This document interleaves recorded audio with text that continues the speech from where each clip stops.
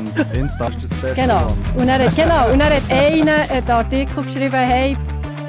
So, meine Damen und Herren, einen wunderschönen guten Sonntagmorgen und herzlich willkommen zu einem neuen Podcast. Wieder mal Sonntag zur Kaffeezeit, würde ich sagen. Und ich freue mich sehr, den heutigen Gast hier zu begrüßen, der Silvan Rudolf. Hallo zusammen. Freue mich sehr, bist du hier mit am Start. Tönst müde? Ja, ich bin auch noch ein bisschen müde, aber der Podcast ist ja wirklich dazu da, dass wir alle zusammen ein bisschen wach werden. Wisst ihr, die zuhören, plus ich.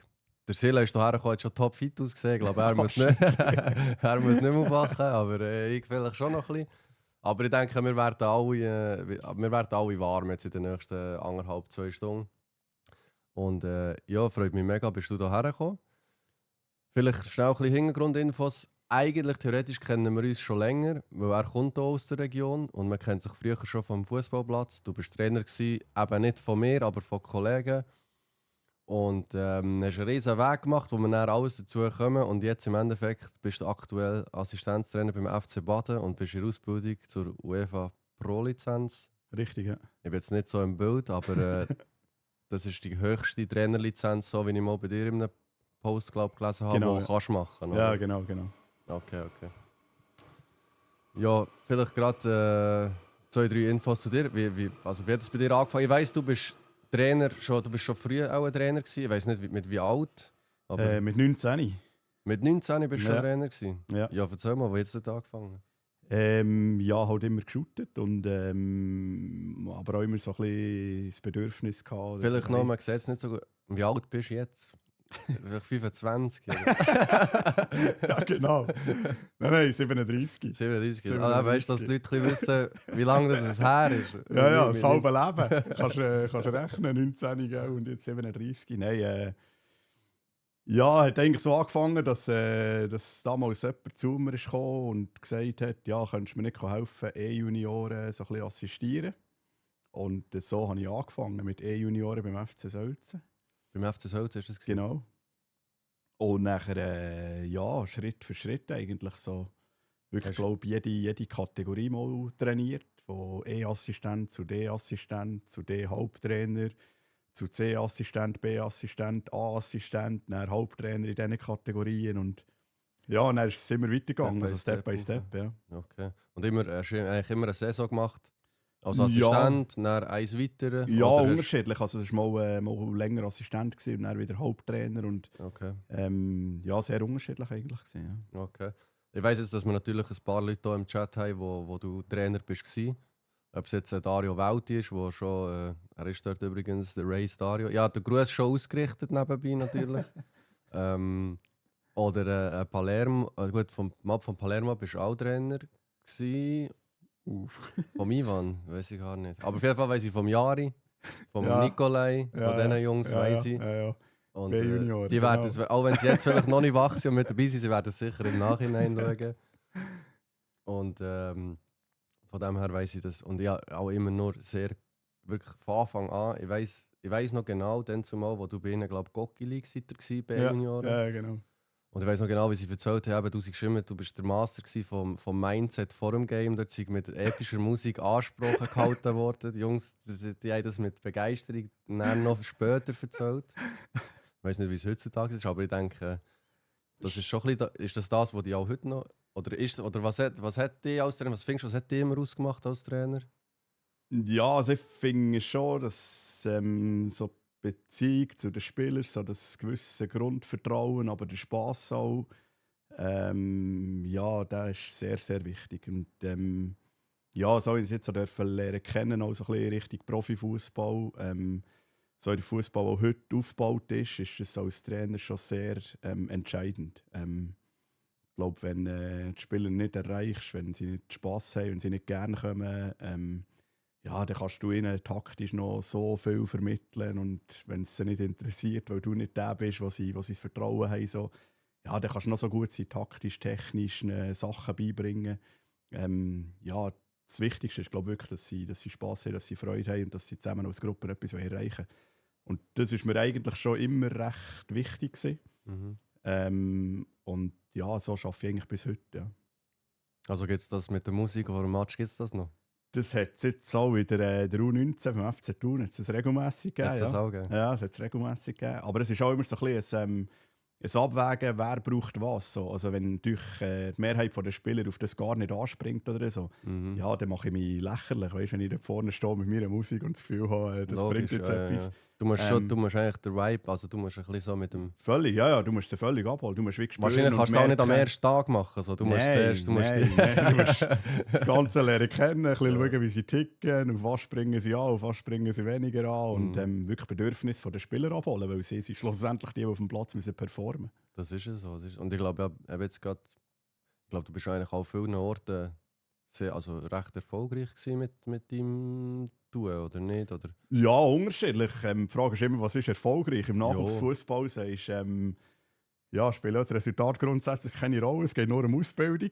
Das Resultat spielt immer eine Rolle. Ja, gehen wir nicht auf den ja, und im Aktivfußball ist klar, ist das Resultat schon so ein bisschen im Vordergrund. Aber ich glaube, die Erfahrung, die ich bis jetzt machen durfte im Aktivfußball, ist auch immer oft mit sehr vielen jungen Spielern auch gewesen. Ja, und von dem her, wenn die dann den nächsten Step machen können, ist das eigentlich Das ist nicht der Erfolg. der Erfolg, wenn ich zurückschauen kann, wie jetzt, Dario, der da im Chat drin war. Ja. Wenn er seinen Weg machen kann und so, das ist dann schon ist cool. Ja. Ja, ich denke, wenn ich jetzt, du bist ja so wie ein Papi, sage ich jetzt mal, von diesen Jungs. Und du bist einfach nur natürlich eine Phase lang dort. So. Yeah. Aber wenn du natürlich denen etwas kannst mitgeben kannst, auch wenn es nur Selbstvertrauen ist, vielleicht gar nicht taktisch irgendetwas, sondern einfach, wenn du der bist, vielleicht, wo ihnen in diesem Jahr das Selbstvertrauen gegeben hat, dass sie eben dort, das ist schon eine geil. Ja, völlig. So. Und du weißt auch, du hast ja immer eine Mannschaft von, keine Ahnung, 20, 25 Spielern. Und du weißt auch, es wird nicht bei jedem funktionieren. So. Das ist ja völlig logisch. Und die einen oder anderen dann auch aufhören. Oder ich sage jetzt so ein bisschen vom Profifußball wegkommen oder aus dem Spitzenfußball vielleicht irgendwann ist der Weg endet und sie merken, ja, wird er wahrscheinlich nicht mehr Profifußballer. Ja, dann sage ich immer, ja, ich möchte einfach, dass sie eine Zeit hatten, nachher auch, wo sie zurückschauen können. Wenn du anderen wieder begegnest und so, wo kannst du darüber lachen, wo kannst du sagen, hey, es war gleich eine geile Zeit gewesen. Definitiv. Nur so, wir haben gerade ein Bindchen drin, ich weiß nicht, ob sie stresst. Mir stresst es ein bisschen. Mir im Moment noch nicht. Ich will mich schnell darum kümmern.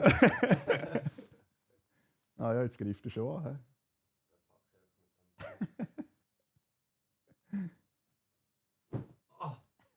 Hammer.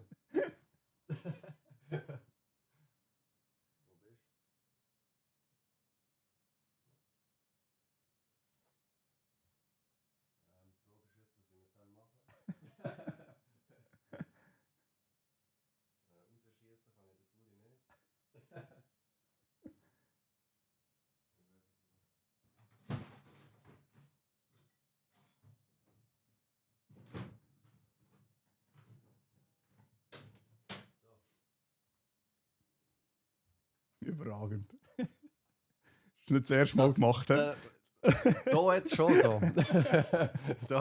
Aber man muss immer kreativ bleiben bei solchen Sachen. Nein, aber das mit der Faden nicht verlieren. Aber mit den Jungs. Hast du jetzt schon. Was ist jetzt? Hast du einen bestimmten Spieler, wo die Erfahrung jetzt schon hast machen mit, wo schon auf dem Profiniveau. Also ich sage jetzt, Dario ist ja auch schon näher dran, aber es ist natürlich noch nicht so. Er ist noch nicht Stammgoalie jetzt in der Super League-Mannschaft. Er braucht noch einen Weg, oder? Aber hast du einen Spieler, der jetzt schon in der Super League ist oder vielleicht schon in die zweite Bundesliga gewechselt ist oder so, wo du schon Teil davon bist?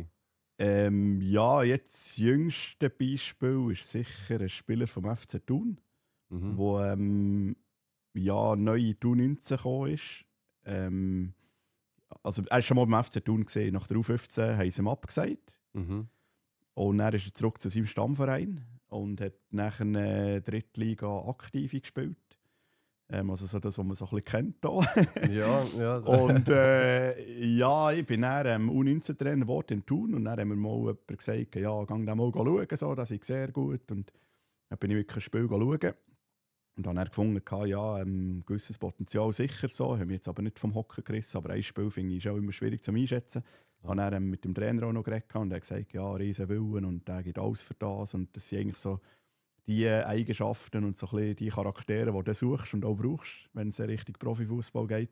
Dann haben wir ihn eingeladen eine Woche, das mit dem Verein angeschaut, weil sie ihn eigentlich nach der U15 schon mal abgesagt haben. Ja, haben ihm dann gesagt, ja, wir werden es probieren.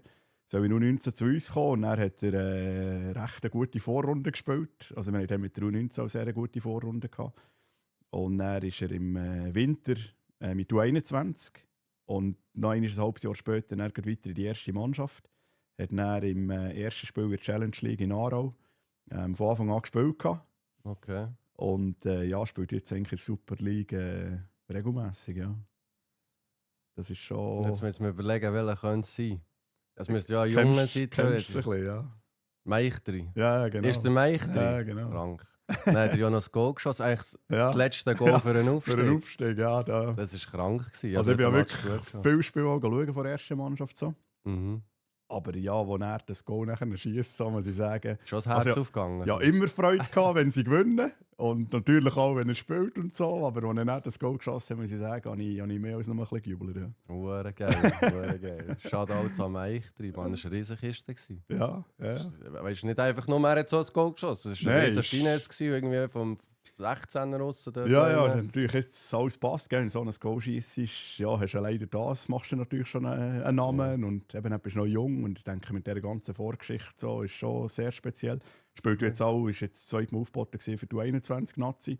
Also wenn du überlegst, eben vor 2 Jahren hat er noch, Schnell, hat er wirklich noch einer. Regionalfußball, Drittliga, Zweitliga so gespielt und jetzt spielst du U21-Nazi und Superliga. Das ist Ja. krass. Und wie alt ist er jetzt? 20 hätte ich 20? gesagt. Ja.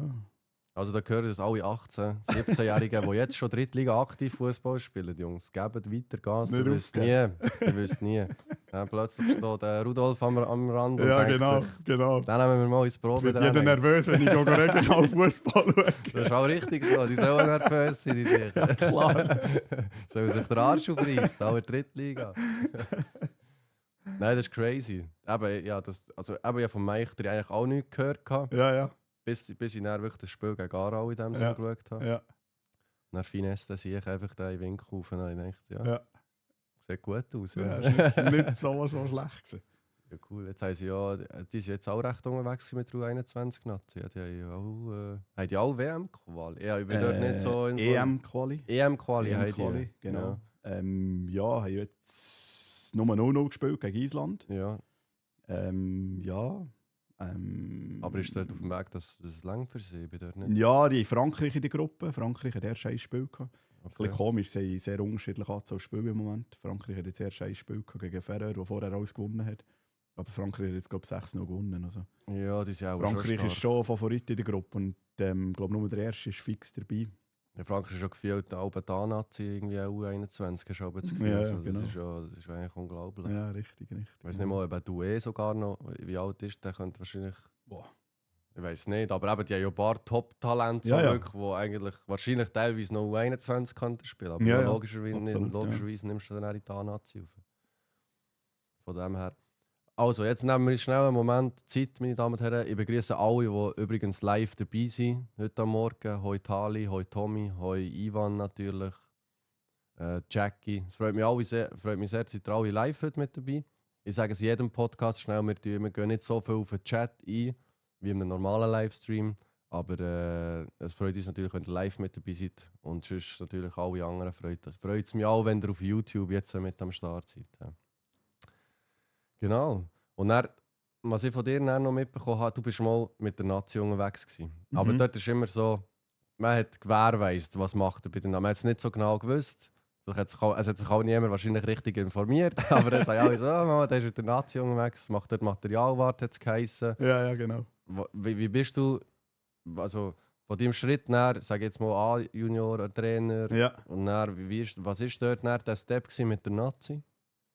Ja, also es waren eigentlich zwei unterschiedliche Wege gewesen. Das eine war so, halt wirklich der Hobbyweg gewesen, als Fußballtrainer damals. Mhm. Wo ich dann irgendwann auf Königs können als U14, U15-Trainer. Also wo ich eigentlich das erste Mal so ein bisschen den Schritt gemacht habe, ein bisschen weg da aus der Region. Ja.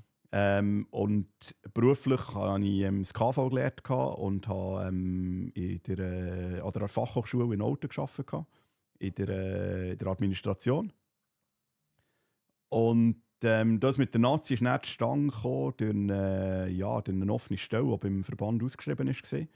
aber als Verantwortlicher einfach für die ganze Materialgeschichte beim Verband selber, also inklusive Trainerausbildung, die ganzen Nachwuchsnationalmannschaften. Und die A-Nazi, die haben Materialwarten externe gehabt. Der hat das über 30, glaube sogar 40 Jahre gemacht. Okay. Und der war einfach immer bei den Zusammenzügen dabei gewesen. Und ich habe dann die Stelle bekommen beim Verband. Das war im Januar 2014. Und im Sommer 2014 war dann die WM in Brasilien. Und dort war noch der Materialwart von extern dabei gewesen. Er hat sich aber so ein bisschen abzeichnet, der war erst 74 gewesen, glaube ich. Okay, Er hat sich so ein bisschen abzeichnet, dass er irgendwann wird aufhören. Und als er dann aufgehört hat nach der WM Brasilien, sind sie eigentlich auf mich zugekommen und haben gefragt, wie wir das zusätzlich vorstellen können, wie wir noch mit der A-Nazi unterwegs sind. Hat halt also ein bisschen meine Tätigkeit als Trainer tangiert, weil halt dann, du bist 5 Zusammenzüge pro Jahr so, durchschnittlich 10 Tage, also bist gut 50 Tage weg gewesen. Plus, wenn natürlich ein Turnier war im Sommer, EM, WM, so, bist 6 bis 8 Wochen weg gewesen. Aber sagen, auf diesem Niveau ist halt das noch gegangen, wo ich dann eben auf 14 und 15 trainiert habe. Später dann die erste Aktivmannschaft Zweitliga Inter in Grenchen. Und wo ich aber dann auch in Königs Trainer wurde, zuerst vor der zweiten Mannschaft, eine halbe Saison Zweitliga Inter und dann vor der ersten Mannschaft die Promotion League, ist irgendwann der Moment gekommen, was mache ich jetzt? Weißt, also bleibe ich. Also dort hast du das immer noch teilweise parallel gemacht? Genau, teilweise wirklich noch parallel gemacht. Und dann ist für mich klar gewesen, auch als Trainer, so, ich kann das nicht mehr vereinbaren, so viel weg zu sein, auch mit der Nazi, dass ich irgendwann entscheiden auf was ich setzen so. Und ich hatte dann die Möglichkeit gehabt, den Trainerjob zum Beruf zu machen. Und habe das dann, das war wie immer mein grosser Traum gewesen. Und habe dann eigentlich nach 5 Jahren Tätigkeit mit der A-Nazi das dann aufgehört. Aber die 5 Jahre sind natürlich intensiv und sehr lehrreich und spannend. Und, aber ich habe gesehen, du hast auch dort recht gute. Also ich glaube, die Jungs dort haben die auch noch gerne so teilweise. Ich habe gesehen, der Manu, der kommentiert regelmäßig auch bei deinen Bildern und so, Drakanji. Ja, es gibt natürlich solche, wo bis heute noch guten Kontakt hast. Ja. Und in dieser Zeit, du bist so intensiv. Also du bist halt in einem Zusammenzug wirklich 10 Tage, 24 Stunden zusammen. Und bei einem Turnier ist es auch ganz extrem, wenn du so 6 bis 8 Wochen zusammen unterwegs bist. Ja, ist logisch, dass nicht nur das auf dem Platz, also Fußball selber, sondern halt auch sehr viel Zeit im Hotel und logisch. Unternimmst zusammen etwas und lernst du kennen. Ja, logisch, ja, genau. Beim Militär genau. oder so. Ja, genau. Weißt du, aufeinander hockst. Genau. Was ist das letzte Turnier, wo du noch dabei bist mit dem Nazi? WM 2018 in Russland ist das gewesen. WM in Russland? Ja, genau. Ich war in 2 Turnieren. EM 16 in Frankreich und WM 18 in Russland, ja. Ist EM 16 in Frankreich, wo wir gegen Frankreich gewonnen haben?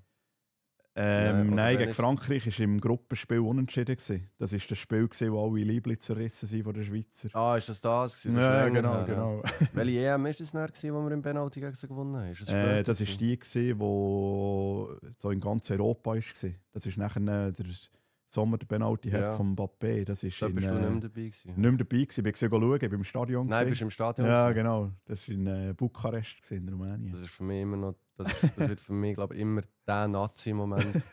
Ich glaube, erst seitdem bin ich wirklich so Hardcore-Nazi. Ja. Ich bin richtig ein Fan von der Nazi an sich. Ja. Und ich glaube, dort ist wirklich so, dort hat das alles ausgelöst, der Moment. Das ist crazy gewesen. Ja, aber wie ist das so mit diesen Jungs an so einem Turnier? Ist das...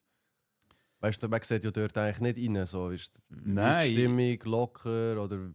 Ja, völlig locker. Das ist wie wenn ich mit anderen Leuten unterwegs bin. So. Das ist halt, man stellt sich das immer. Also für mich auch, ist natürlich sehr speziell gewesen, dann, wo ich. Ja, das erste Mal denke ich. Ja, logisch. Also, du bist irgendwie dorthin gekommen, weißt also ja, dann im Vorfeld vor WM Brasilien. Sie waren in Weggis, also in der Innerschweiz, haben sie wieder ein Vorzusammenzug, Vorcamp gehabt. Sie waren, glaube ich, jetzt auch gewesen, oder nicht? Ja, ich glaube, weg ist nicht ja, genau.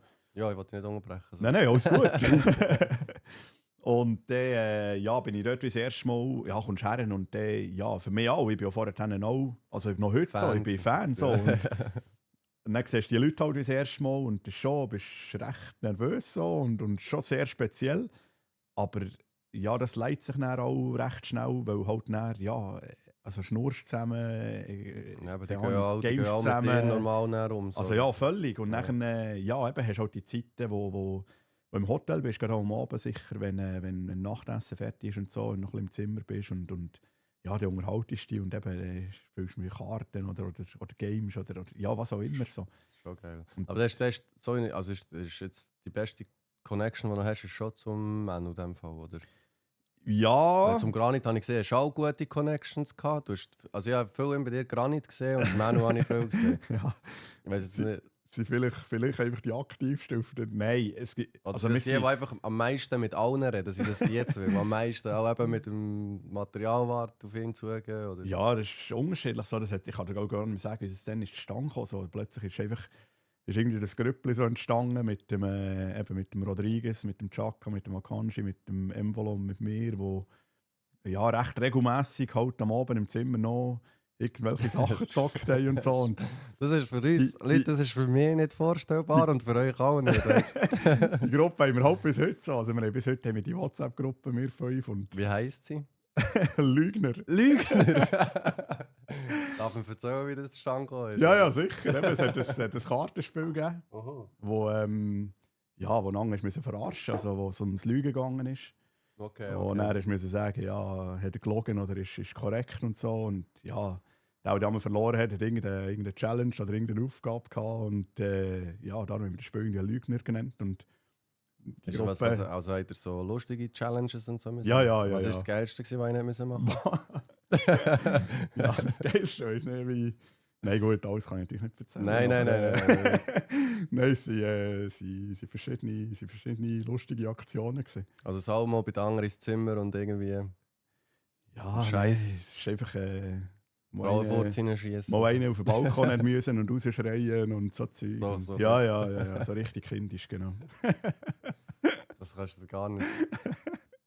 Weißt du, die Jungs, du kennst die Jungs, also eben wir alle, wir kennen es auch vom Fernsehen und wir sind Fans und wenn der Prel wieder mal das Goal schießt, haben wir Freude. Ja, ja. Ja, und das ist... Oder dann so privat, das nimmt natürlich einem dann schon Wunder. Eben, du hast natürlich jetzt das Privileg, das erlebt zu haben. Das wird nicht jeder, logischerweise, oder? Wie authentisch, was mich immer aufregt, Mhm.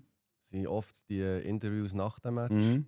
Und dort kommen die Jungs einfach so unauthentisch rüber. Mhm.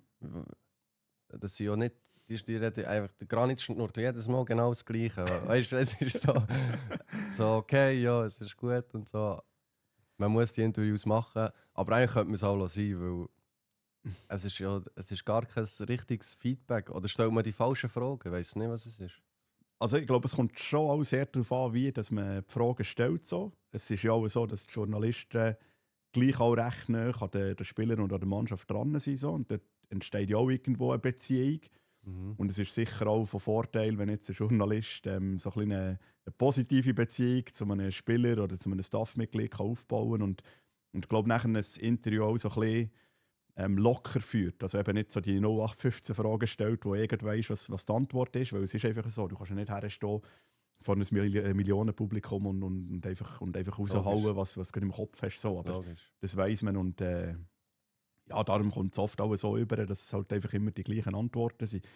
Man hofft halt immer, dass man einen Spieler verwünscht, so in einem Moment, wo gerade ein bisschen emotionsgeladen ist. Also vielleicht gar nicht so überlegt oder eben in den Emotionen innen etwas sagt und dann wird er aber ja, zerrissen durch das und dann musst du dich auch wieder fragen, ja gut, nächstes Mal musst du dich auch nicht verwundern, wenn er gar nicht mehr hersteht oder wenn er nichts sagt oder wieder die 0815 Antworten gibt. Oder halt den Kontra gibt. Ja.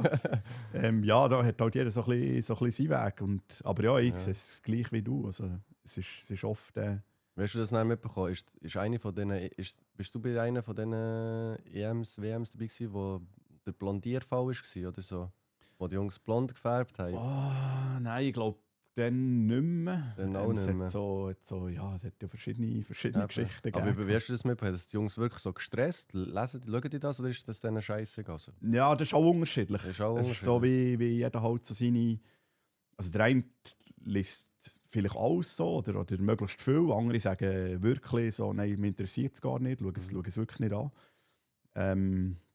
Ja, wie es mit allem ist, so wie jedem Mensch halt ein bisschen Angst hat. Das ist ja vor einem Spiel genau das Gleiche in der Garderobe. Mhm. ist der eine ist völlig fokussiert und ruhig und sitzt dort und hört vielleicht noch seine Musik. Und der andere ist völlig locker am noch ein bisschen jonglieren in der Garderobe Ja, oder am noch ein bisschen Faxen. Fußball-Tennis spielen. Oder ja, auch dort muss halt schlussendlich jeder seinen Weg finden, dass er möglichst optimal kann performen kann auf dem Platz. Weil schlussendlich zählt nur das. Ja. So als Trainer oder als Aussenstehender hast du auch immer das Gefühl, so, es muss alles wie perfekt sein und für jeden gleich. Und aber es ist gar nicht so. Also, Wahrscheinlich jeder sein schlussendlich Ding muss machen, jeder, ja. genau, muss jeder sich wohlfühlen, für dass er nachher performen kann. Und dann ist eigentlich egal, was er auch vorher und nachher gemacht hat. So. Das ist schon geil. Wie sehr trauerst du am Jan noch, dass wir jetzt den nicht mehr haben?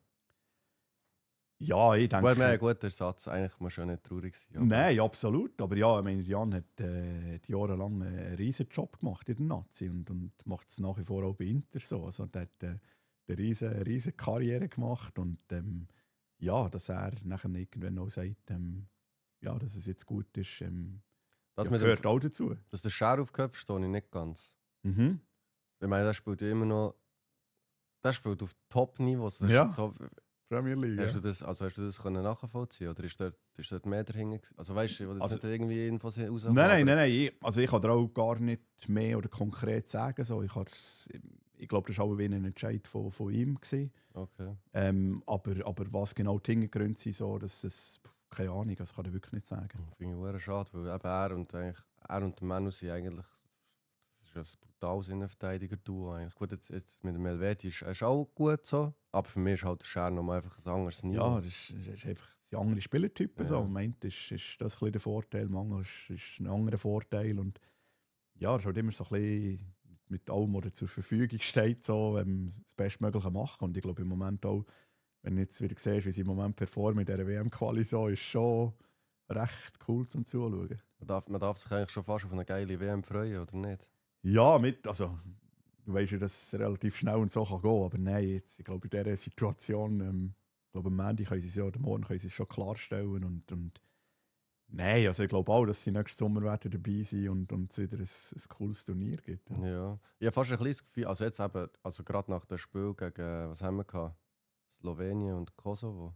Mhm. Oder- Im oder- September, Ja, jetzt ist Schweden. ja, jetzt ist Schweden, Ja, gewesen, genau, aber vorher die Ja, genau, 2 die Heimspiele, Höhe zu No-Spiel. Genau. Erste Halbzeit einfach. Dort, ich habe wirklich das Gefühl gehabt, also ja, wirklich einen Moment das Gefühl gehabt, so eine gute Nazi habe ich noch nicht gesehen selber. Mhm. Weißt, ich weiß nicht, wie es vor meiner Lebenszeit war, aber ich habe wirklich so das Gefühl gehabt, und dann habe ich so ein bisschen die anderen Mannschaften angeschaut. Ja. Und klar, eben England und Spanien, die sind brutal. Ja. Aber dann gibt es nicht so viel. Deutschland hat dann reingeschissen. Franzosen, die sind immer so ein bisschen, die wissen aber nicht genau, was sie machen. Also die haben so ein Star-Ensemble und machen dann gleich irgendwelche Kabis. Aber ich habe das Gefühl, so eine starke Nazi habe ich noch nie gesehen. Wie siehst du? Ich finde auch, sie machen es überragend. Aber ich finde auch, du siehst im Spiel an, so wie viel Spass das sie im Moment haben. Also ich glaube auch, so das ganze Umfeld im Moment in der Nazi ist sehr professionell, aber auch glaub, genau die Lockerheit drin, die es eben braucht. Und die Spieler glaube auch gewisse Freiheiten genießen, die sie wie brauchen, für dass sie eben können performen können. Und eben musst halt die Charaktere der Spieler auch sehr gut kennen, so ein bisschen wissen, ja, wer sind so ein bisschen die Führungsspieler und viele gute, junge, talentierte Spieler, die jetzt wieder nachkommen, was super machen aus meiner Sicht. Und ja, also ich muss schon sagen, im Moment macht es auch richtig Spass zum Zuschauen. Also, es ist nicht Definitiv, einfach so, ja, jetzt sind sie mal her und am Schluss gewünscht 1 oder 2-1 und aber es war eigentlich ein riesiges Schissspiel, Ja. weil es auch schon Phasen gegeben hat. Im Moment finde ich wirklich, kannst du dich freuen, wenn die Schweiz spielt. So, ja. Ja, das ist eben crazy, wirklich. Also eben gegen Kosovo bin ich im Stadion gewesen, in Basel. Alles rundum war zwar eine Katastrophe gewesen mit Herfahren und Heimfahren, aber der Match war geil gewesen. Auch die erste Halbzeit, die zweite ist es dann ein bisschen Ja. lockerer, Ja. sehr locker angegangen, sagen wir es mal so. Aber es ja, eine riesen Freude gehabt, wirklich. So, Ja. jetzt gegen Schweden hat man natürlich, man kann sagen, man hat auch ein bisschen Glück gehabt, ja, aber wir haben auch 1-2 Mal Pech gehabt, es hat auch 4-2 können enden oder Ja, 2-2. klar. Ja. Aber es war auch wieder ein Statement gewesen, dass es einfach das auch solche Spiele halt heimbringst und eben vielleicht gerade die Lockerheit und der Spaß und so bringt dann vielleicht auch das Glück, das halt auch brauchst. So ist ja der Fußball. Ja, völlig. Und du weißt ja auch nicht, weißt jetzt in dieser Situation, wenn jetzt die Schweden das 1-0 geschossen hätten, so hätte ja gut können sein. Ja. Haben ja wirklich eine Chance gehabt. Ja. wie das der Spielverlauf nachher ist oder wie das die Schweiz nachher auf einen Rückstand reagiert, was sie jetzt einfach auch noch nicht hatten jetzt in dieser Phase. Und ja, der ganze Spielverlauf ist auch nachher anders. Und darum würde ich auch nicht sagen, ja, wenn sie jetzt Schweden 1-0 geschossen hätten, das wäre nicht gut gekommen. So. Es hat einfach wie einen anderen Spielverlauf und die Schweiz hat wie ein anderes Spiel müssen aufziehen nachher. Ja, eigentlich wäre es noch interessant gewesen. Ja, logisch. Aber so, wollen wir ja nicht. Nein, geht so zum... das können sie dann machen, wenn Qualifix ist. So, Ja, dann können sie... Halt mal hinten rein und dann schauen, was passiert. Lass mal einen rein, Jungs. Dann wollte ich schauen. Ja, richtig. Denkst du, es wird auch schon Muri zu verdanken sein, dass jetzt dort die Stimmung so... Also so wie du es auffasst, dass die Stimmung so gut ist, oder?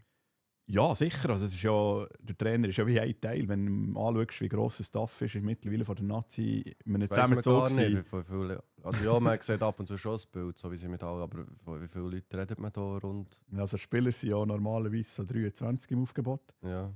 Und zu meiner Zeit war der Staff so bei 20 Leuten gewesen. Okay. Und mittlerweile sind es mehr Staff-Leute als Spieler. Ja. Das ist echt schon crazy. Ja, es ist... Also so jetzt so der Busfahrer gehört auch dazu? Ja, also der Garfahrer. Wenn so. Alle dazu rechnest, so, sind sie glaube mittlerweile gut bei 30 Leuten. Ja, das ist schon crazy. Du weißt, ich verstehe ja, man braucht einen Koch, okay. Man braucht einen Materialwart, okay. Einen Trainer, einen Assistenztrainer, einen Offensivtrainer. So.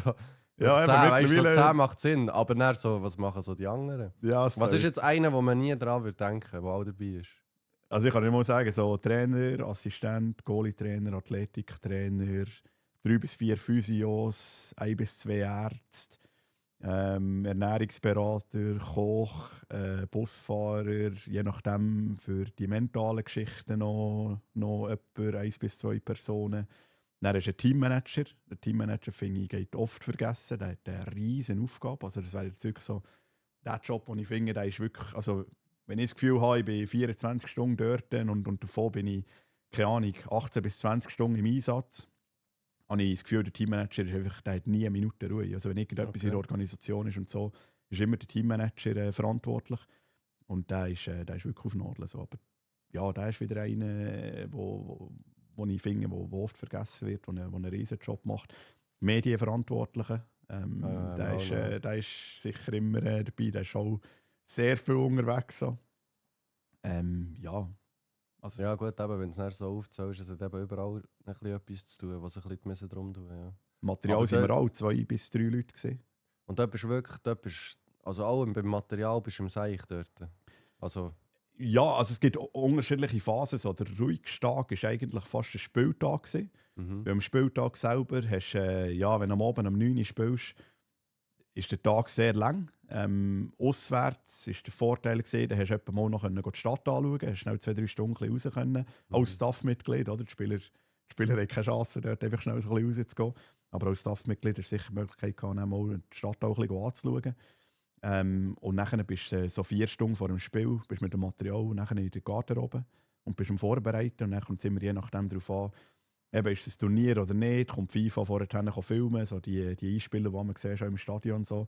Ja, musst 2,5 Stunden vor dem Spiel musst eigentlich voll eingerichtet sein und parat sein, wenn die dann ihre Bilder machen können. Und das ist sehr unterschiedlich, aber sonst bist du natürlich durch den Tag, am Morgen bist du eigentlich der Erste, der am Frühstück war, weil die Kleider müssen parat sein für das Morgentraining nachher, je nachdem, wenn du Nachmittagtraining hast. Ja, du musst der Erste sein auf dem Platz, für das ganze Material dort parat zu machen. Du bist der Letzte, der auf den Platz kommt, weil du noch alles am Wegräumen bist. Die anderen sind in dem Hotel schon am Essen, du kommst noch schnell dazu, musst aber schon wieder parat machen für den Nachmittag. Und ja, es ist schon... Kann schon stressig werden. Ja. Es hat wie beide Seiten gehabt. Oder? Für mich war immer der stressigste Moment so ein bisschen gesehen, wenn du auf den Flughafen musst. Und einfach musst sicher sein, jetzt muss einfach alles dabei sein. So, jetzt darfst du einfach da bist du verantwortlich gewesen? Genau, ja. Oh, das ist natürlich schon viel Druck. Material ist, ja, wenn du hast vielleicht schon Bilder gesehen. Also musst du auch, jetzt spielen sicher ja, also Schuhe und Schoner und so, das ist schon privates Material. Genau, hast du das auch unter dir? Ja, oder hast du selber müssen schauen? Nein, Fußballschuhe bringen sie immer selber mit in einen Zusammenzug. Und dann hast du so 3-4 riesige Taschen mit so Schuhfächern, wo sie dann ihre Schuhe deponieren. Und eigentlich ab dem Moment sind wir mit denen unterwegs gewesen, genau. Also wenn die Jungs keine Schuhe hatten, wärst du schon. Das wäre relativ sehr, sehr schlecht gewesen, ja. Ja, dort musst du auch, also eben, wenn wir jetzt vorstellen, du hast rein schon 3 grosse Taschen für Schuhe. Du musst auch schon noch recht organisieren, dass das Material alles mitkommt. Ja, also das sind... Also macht das Team, du das Teammanager schauen, du musst ja das... Ja, das ist wie eine Zusammenarbeit. Also du musst... Der Vorteil ist ja oft gesehen, du hast wie einen Charterflug. Also du hast dein Flugzeug Aber, so, ja, du hast gut. nicht einen Linienflug. Mhm. Das heisst, du bist eigentlich nur mit der Mannschaft drin. Plus zu dieser Zeit sind auch immer die Journalisten mit uns geflogen. Mhm. Es hat dann im Flugzeug so wie einen abgetrennten Bereich gegeben. Vorne war die Mannschaft und der Staff. Dann ist so wie ein Vorhang gekommen und hinten sind dann die Journalisten. Okay. Aber ja, das Material bringst du vorher an den Flughafen und gibst auch alles auf. Du musst mit denen dort vor Ort schauen. Eben, vorher haben wir gesagt, 3 Taschen, am Schluss sind es, keine Ahnung, 30 Taschen Ja, und es ist eine Riesenmenge, die sich keine Ahnung, 50 so riesen Alu-Kisten und also da bist also ich das kann mich ganze an Trainingsmaterial. ein Bild erinnern, wo wir in England mit irgendwie 7 Wagen voll mit diesen Kisten und Taschen durch einen Duty-Free-Shop müssen laufen und die Leute alle gedacht haben, die sind nicht ganz dicht. Aber ja, eben, wir sind also die Schweiz ist kannst du noch nicht vergleichen mit Deutschland, England, Frankreich. Das ist ja noch einmal anders. Das ist ja noch einmal, aber ja, dann ist auch immer eine Kostenfrage, oder? Wie du die Reisen organisieren. Also Ja, klar. andere Nationen fahren möglichst viel selber dorthin mit Leuten, die nach Tagen vorher gehen. Du brauchst natürlich mehr Leute. Also, Mhm. klar, es ist sehr, sehr unterschiedlich organisiert. Crazy. Ja, da hast du dort sehr viel erlebt wahrscheinlich und sehr viele Eindrücke bekommen, die wir wahrscheinlich die meisten von uns nie werden bekommen, so in diesem Stil. Das finde ich crazy. Aber ich glaube, mit dem können wir mal schon das Nazi-Thema mal so ein bisschen auf die Seite legen. Aber da könnten wir wahrscheinlich, sowieso ich als Fan, wir könnten dort auch eine Stunde drüber reden. Aber jetzt inzwischen bist du ja auf dem Weg eigentlich du hast gesagt, du hast dich dann für Trainerschiene entschieden, Genau. wo ja deine absolute Leidenschaft ist, so wie ich das jetzt auffasse. Richtig, genau. Und bist jetzt auf dem Weg eigentlich zum höchsten Diplom. Wie ist das jetzt dort Stand der Dinge? Wo bist du jetzt dort so? Wo muss man dort überhaupt anfangen? Oder was braucht es vorher überhaupt? Ja, also du machst immer wieder so deine Diplome. Oder du fährst so beim Kinderfußball-Diplom an. Mhm. Das habe ich eigentlich relativ schnell mal gemacht, aber eben mit 19, 20 dort rum. Das ist ja, glaube ich, einfach, das ist ja nicht so, also ja, jetzt wir haben ja ein paar Leute, das ist ja, das ist ein zweitägiger Kurs. Ich glaube, oder ja, so. wenn es immer noch so ist, es Ja, ändert ja. auch immer sehr viel, aber ich glaube, es ist so ein 2-tägiger Kurs und ja, dann startest du mal so mit dem und für das du dann wie ein nächstes Diplom kannst machen, musst du meistens eben das vorherige Diplom schon abgeschlossen haben. Mhm. Plus nachher musst du eine gewisse Erfahrung sammeln halt als Trainer. Gibt nachher dort auch verschiedene Auflagen. Und jetzt klar, bis ich die UEFA Pro-Lizenz starten konnte, ist eben mit 19 habe ich angefangen, jetzt bin ich 37. Also jetzt, ja, Wie viele bin Diplome hast du jetzt schon? Wow, alles zusammengerechnet. Eben Kinderfußball C-Diplom, C+, B-Diplom, B+, A-Diplom, A+, Berufstrainerlehrgang und ja, jetzt UEFA Pro-Lizenz. Ja. Und jetzt, wie war dort der Einstieg gewesen? Also Also hast du dich anmelden einfach, oder hast du dich bewerben? Oder? Ja, genau. Also du musst, die Auflagen sind relativ hoch. Also du musst das A-Diplom abgeschlossen haben. Du musst den Berufstrainerlehrgang von Swiss Olympic musst abgeschlossen haben. Mhm. Und dann musst du in den letzten 5 Jahren, 3 Jahre als Haupttrainer tätig sein in der Promotion League, U19, U21 oder Assistent in der Super League. Mhm. Und eigentlich, wenn du diese Voraussetzungen erfüllst, kannst du dich wie bewerben. Und das findet alle 2 Jahre nur statt. Und sie können einfach Maximum 12 Teilnehmer nehmen. Und ja, wir sind jetzt ein Kurs von nur 6 Teilnehmern. Okay. Und ja, läuft jetzt seit dem letzten Januar. Im letzten Januar haben wir gestartet. Und werden so im Mai nächstes Jahr werden wir fertig sein. Also es geht so knapp 1,5 Jahre. Es sind so 7, 8 Module, die du besuchst. Mhm. Immer wieder so ja, durchschnittlich 3 Tage. Und dann ja, schreibst Facharbeit. Musst du auch Prüfungen machen? So. Ja, genau. Also jetzt bei der UEFA Pro-Lizenz ist es so, dass du eine Facharbeit abgibst, plus nachher so eine Reflexion machst von allen Modulen, die du nachher wie präsentierst. So dass mit den wirklich Prüfungen, die her sitzt, so schriftlich, Videoprüfungen etc., das ist mehr bei den vorherigen Diplomen, also so A-Diplom etc. UEFA Pro-Lizenz ist dann ja, wirklich noch so ein bisschen, was erwartet ihr nachher auf höchster Stufe. Und so sind auch ein bisschen Module aufgebaut. Also, das erste Modul ist Kommunikation, also die ganze Medienarbeit und ja, was musst du ein bisschen schauen, was gibt es da für Tricks und hat hast das alles ein bisschen lernen kennen. Mhm. Und ja, also bereitest dich eigentlich dann wirklich darauf vor, dass du auf höchstem Niveau kannst eine Mannschaft übernehmen. Und ja, mit diesem Diplom kannst du dann wirklich eigentlich Kannst du auf den Markt stellen? kannst wie alles trainieren. Ja. Ja. Was würdest du am liebsten? Oder wo Boah, würdest, ganz schwierig. wo würdest du am liebsten starten? So? Das- Nicht, wer würdest du am liebsten am Schluss trainieren? Ich will jetzt nicht Bayern oder irgendwie Nein, City gut, hören. nein, gut, gestartet hast du ja schon lange so. Und In dem Sinn, ja. Aber du bist bist ja eigentlich- jetzt noch nie Super League. Nein, Haupttrainer natürlich nicht. gewesen. Nein, natürlich nicht. Für mich wird es auch schwierig sein, wenn ich das Diplom habe, einfach so zu sagen, boah, jetzt dort der Challenge League ist eine Mannschaft frei und die nehmen jetzt einfach mehr. So, das funktioniert halt einfach nicht. Ich meine, es gibt 10 Jobs in der Super League, 10, oder 12 mittlerweile in der Super League, 10 in der Challenge League. Also so viel gibt es gar nicht. Ich glaube, du musst die halt wirklich einfach aufschaffen, so wie ich es gemacht habe die letzten Schon die 18 ganze Jahre. Und Zeit, ja. vielleicht kommst du irgendwann mal eine Möglichkeit über. So, auf das schaffe ich halt her. Mhm. Aber es kann auch gut sein, dass die Möglichkeit nie wird geben. Ich arbeite einfach mit dem Diplom wie alle Voraussetzungen, dass es möglich wäre. Mhm. Und nachher liegt es halt an mir, weiterhin Gas zu geben und gute Arbeit zu machen. Und mein Weg wird irgendwo sicher wieder über eine Erstliga, Promotion League, mit denen möglichst gut arbeiten, möglicherweise aufsteigen, so ein bisschen Ambitionen hat der Verein. Mhm. Und vielleicht kommst du dann mal eine Chance über so. Aber mir ist halt auch, ja, Ist das nicht der Moment, wo es dann wirklich mehr um Resultat geht? Also eben bei dir ist es jetzt in der Karriere, es ist ja noch nicht oft wirklich um Resultat gegangen. So. Und das ist auch dann schon der Moment, was heisst jetzt, Ja, natürlich. Also, jetzt wahrscheinlich ist der nächste Karriereschritt ist schon viel näher, sage ich mal, wenn jetzt eine Mannschaft, sagen wir nur von der ersten Promotion in die Challenge führst oder so, dann kommt es eben schon sehr auf das Resultat drauf ja, an. klar, also logisch. Das ist, das verändert sich sicher. Und gleich hast du innerhalb von der Mannschaft immer so ein bisschen die Spieler haben alle ihre Ziele. Und der eine, der sag jetzt 3, 4, 35 ist, hat andere Ziele als der 18, 19 ist und in der Promotion League spielt. So. Also der 18-, 19-Jährige, der natürlich möglichst schnell auch noch weiter raufkommen und möglichst halt den Profivertrag unterschreiben. Und ja, diese Bedürfnisse musst du auch ernst nehmen und auch mit ihm so arbeiten, dass er auch merkt, es ist möglich, dass ich die Ziele erreichen kann. Aber der 3, 4, 35-Jährige, der die Karriere vielleicht hinter sich hat, eine ganz andere Aufgabe in der Mannschaft und der hat nicht mehr Ambitionen, noch einmal, ja, weiss nicht, wohin können zu wechseln oder so, der ist schon wirklich dabei. Halt auch für den Jungen oder halt auch dem Trainer können zu helfen, für dass du die Wege kannst machen. Ja. Absolut.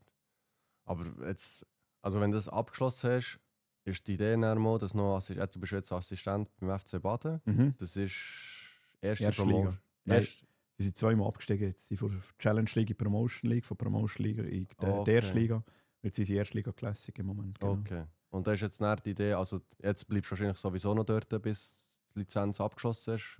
Oder Ja, ist das nicht einmal fix so? nein, es ist so, dass ich eigentlich auf Jobsuche bin. Okay. Und ich im Sommer nachher noch nichts Neues habe gefunden oder nichts Neues habe zugesagt. Mhm. Und dass ich aktuell eigentlich auch eben, einen neuen Job suche als Trainer. Und aber der Trainer in Baden, den ich auch kenne, hat wie niemand gehabt als Assistent. Ja, und für mich, anstatt dass ich nur die Ausbildung mache und nur daheim bin und ja, ich bin sowieso jeden Tag irgendwo auf dem Fußballplatz. So. Ja. Und für mich ist es natürlich eine gute Möglichkeit, dort hier in Baden auch weiterzukommen. Ich kann vom Trainer profitieren, ich kann aber auch von den Spielern wieder unglaublich profitieren. Dort auch die Mannschaft sehr unterschiedlich, mit erfahrenen Spielern, mit sehr jungen Spielern. Versuchen dort im Moment zu helfen und zu unterstützen, aber selber auch zu profitieren und weiterzukommen. Und sobald ich aber wie einen neuen Job finde, so, ist auch klar, dass es dort in Baden auch wieder beendet ist. So. Okay. Also ich kann im Moment noch Also nicht du sagen, könntest, aber jetzt nebst gut, die Lizenz, du bist jetzt dort nicht jede Woche dran. So, oder? nein, eben, das ist so pro Monat Aber so. ungefähr. Also jetzt hast du im September sind wir wieder 3 Tage gewesen. Jetzt sind wir gerade letzte Woche sind wir 3 Tage in Sion gewesen. Ja, das etwas sind wir gesehen wieder mit dem Muri und so, ist dabei gewesen, oder nicht? Ja, ist auch schon so. dabei gewesen, im September, wo wir in Basel waren, bei Nazi eigentlich. Aber er war auch schon dabei gewesen im letzten Frühling, wo haben wir ein Modul gehabt, internationales mit den österreichischen Teilnehmern. Mhm. Sie sind dann in die Schweiz gekommen und dann haben wir zusammen einen Kurs gehabt. Und dann sind eigentlich beide Nationaltrainer, also der Muri als Schweizer Nazi-Trainer ist vorbeigekommen und der Ralf Rangnick Der als österreichischer Nazi-Trainer. Sie waren dann vor Ort gewesen. Und Rangnick ist dann auch 3 Tage mit uns eigentlich immer permanent geblieben. Das war natürlich auch sehr spannend gewesen. Jedes Mittagessen, Nachtessen kannst du natürlich viel erfahren. Und Hast du ein bisschen über United geredet? Noch? ja, wir haben sicher auch über United geredet, ja. Es ist schon geil, wenn du mit so Leuten so Diskussionen kannst führen Ja, also eben, du nimmst dann so viel wieder für dich persönlich mit. Mhm. Oder für mich auch als Trainer. Ich will nicht mehr aufs Nazi-Thema kommen, aber für mich als Trainer ist natürlich die Zeit, die 5 Jahre mit den Nazis, sind für mich als Trainer ja, die beste und grösste Erfahrung, die ich machen konnte. Also, eben, wenn du dann mit den Spielern zu tun hast, die wirklich auf Top-Level spielen, Ja. wenn du von denen nachher erfährst, ja, was ist eigentlich dem Spieler wichtig und was ist ihm weniger wichtig. Du als Trainer machst dir manchmal so viele Gedanken, wo dem Spieler eigentlich schlussendlich sagt, ja, dir, weißt du, es ist mir scheißegal, ob du das so oder so machst. Dafür ist mir das und das viel, viel wichtiger, wo du vielleicht als Trainer in dem Moment nicht daran denkst. Und ja, durch das kannst du halt extrem viel lernen. Und ja, und wenn du so Austausch hast mit so Trainern wie einem Rangnick, ja, logisch, der erzählt dir so viel und du kannst so viel mitnehmen und nimmst aber auch wieder das, was für dich passt. Das ist nicht von jedem Trainer. Ja, du musst ein bisschen Stehst adaptieren. dort oder gehst Trainings schauen und sagst nachher, wow, das ist jetzt die Übung, wo deine Mannschaft einfach gerade automatisch besser macht. Du musst dann natürlich wissen, wie ist deine Mannschaft und welche Übung passt auf deine Mannschaft und ja, welchen Umgang und so. Ja, Ausgleich. Nein, absolut. Aber du kannst immer wieder extrem viel lernen und nimmst nicht die Sachen daraus, wo du persönlich auch gut findest und merkst, so, das bringt mir etwas. Das ist geil. Das finde ich sehr, sehr interessant auf jeden Fall. Ja, auch kann der Deutsch? Rangnick? Ja. Ja. Schon kann der Ja, Deutsch. es ist Sonst Englisch und so kannst du gut Englisch. Ich kann recht okay Englisch. Recht okay Englisch. Recht okay Englisch, gleich wenn ich irgendwie besser okay Französisch kann. Nein, aber ja, das ist schon auch sehr wichtig. Ja, also, sonst kannst du den Austausch gar nicht nein, klar. auf Also, höchstem Niveau haben. sagen, wenn jetzt natürlich auf oder jetzt auch in einer Mannschaft willst trainieren, jetzt in der Schweiz, sage ich irgendwo im Welschen oder so, ja, dann musst du eigentlich perfekt Französisch können, weil Kommunikation ist so wichtig. Ja, und auch fast, ja. Ja, natürlich. Das ist, Du hast natürlich eben bei Nazi auch ein deutsches Grüppli gemacht dort. ja, vielleicht ist es wegen dem mal so entstanden. Aber ja, das ist natürlich auch verständlich. Und schon ist der Muri so, wie hast du ihn jetzt? Und vielleicht noch, ja, eigentlich vorhin noch die Frage gehabt, eben als Material, wer hast du erlebt als Nazi-Trainer? Immer der Petkovic. Immer der Petkovic hat Petkovic. angefangen nach der WM Brasilien, eigentlich dann, wenn ich auch angefangen habe. Mhm. Und er war aber dann noch ein bisschen länger gewesen als ich. Mhm. Aber ja, immer der Petkovic. Ja. Okay, Dann, wie hast du ihn so erlebt? Also, klare Idee von Fußball, wenn er Fußball spielen mhm. ja, ist ja in Interviews oft auch eher so ein bisschen negativ oder nicht so sympathisch rübergekommen.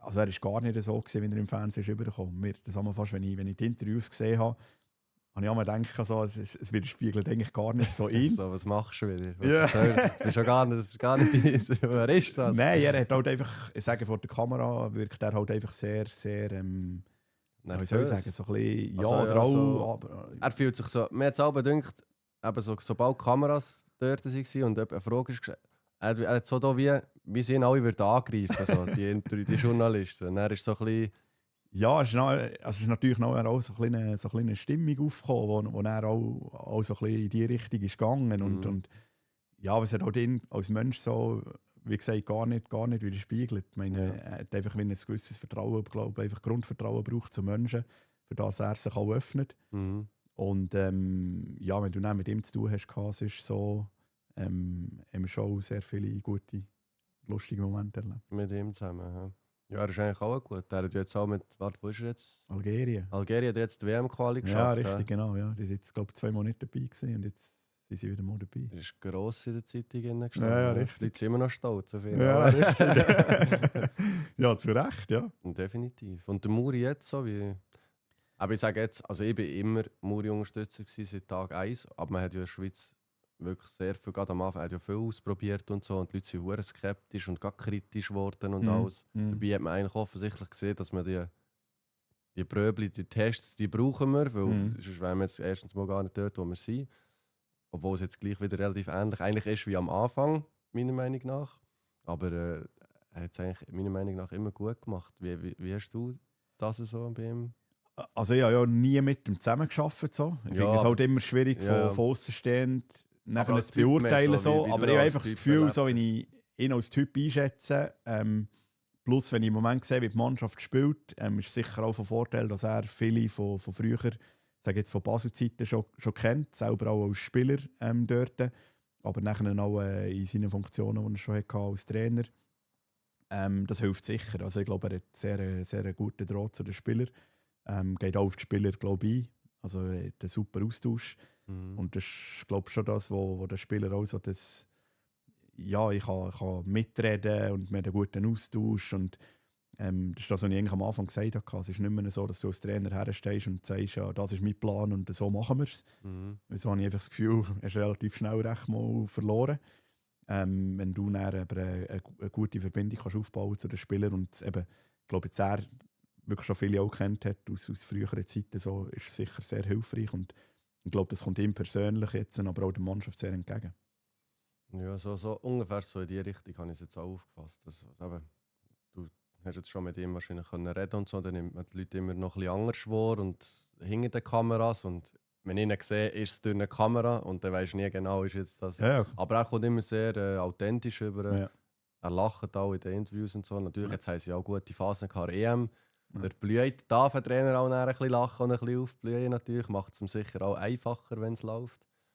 Aber ja, es gibt immer wieder schwierige Zeiten. Hast du schon, oder warte schon, ich will etwas sagen, Chat, wir würden dann auch noch 2, 3 Fragen, aber der hat jetzt schon ein bisschen mitbekommen, was der Silla alles schon gemacht hat. Wenn ihr Fragen habt, irgendwie zu Nazi oder zum Trainer, Diplom, was auch immer, wir würden dann auch noch schnell 1, 2 Fragen anschauen. Wenn ihr Fragen habt, könnt ihr jetzt schreiben. Wir machen mit unserem Thema weiter und schauen nachher, falls es Fragen gibt. Hast du schon eine schwierige Situation, oder was ist die schwierigste Situation, die du schon hast als Trainer? Und wie hast du dich selber erlebt? Wie hast du das gehandelt? Schwierigste Situation. Ja, sicher in der Aktivmannschaft, also die Zeit in Köniz, wo ich 3 Jahre Trainer der ersten Mannschaft war, ist ja damals Promotion League gewesen. Und Köniz hat sich ja in den letzten Jahren das durch einen guten Geldgeber so ein bisschen aufgebaut. Also sie waren kurz vor dem Sprung in die Challenge League. Und dann ist wieder Bruch gekommen, wo der Geldgeber dann gesagt hat, dass er aufhören dort. Und ich ist das in der Phase, wo du dort bist oder vorher? Ja, ich war dort als Zweittrainer, okay. Zweitliga Inter. Und er hat dann im Winter aufgehört. Und ist dann auf mich zugekommen, wie man sich vorstellen das weiterzuführen als Trainer der ersten Mannschaft. Ich bin dann Trainer der ersten Mannschaft, Sportchef geworden dort. Und aber es war klar, ohne das Geld wird es einfach extrem schwierig, das so weiterzuführen, wie es vorher war. Und dann war meine Aufgabe dort, wie bringe ich eine schlagkräftige Truppe zusammen mit vielen jungen Spielern, die halt viel weniger Geld kosten. Ja, also dort ist es wirklich darum gegangen, dass man Spieler nicht mehr zahlen konnte? Ja, völlig. Also, die Saison ist ja noch gelaufen, die haben Verträge bis im Sommer, aber meine Aufgabe war dann, die erste Aufgabe zu schauen mit diesen Spielern, wer ist bereit, auf seinen Vertrag zu verzichten und eigentlich aufzuhören, der FC Köniz zu verlassen, für das der Verein das Geld kann einsparen kann.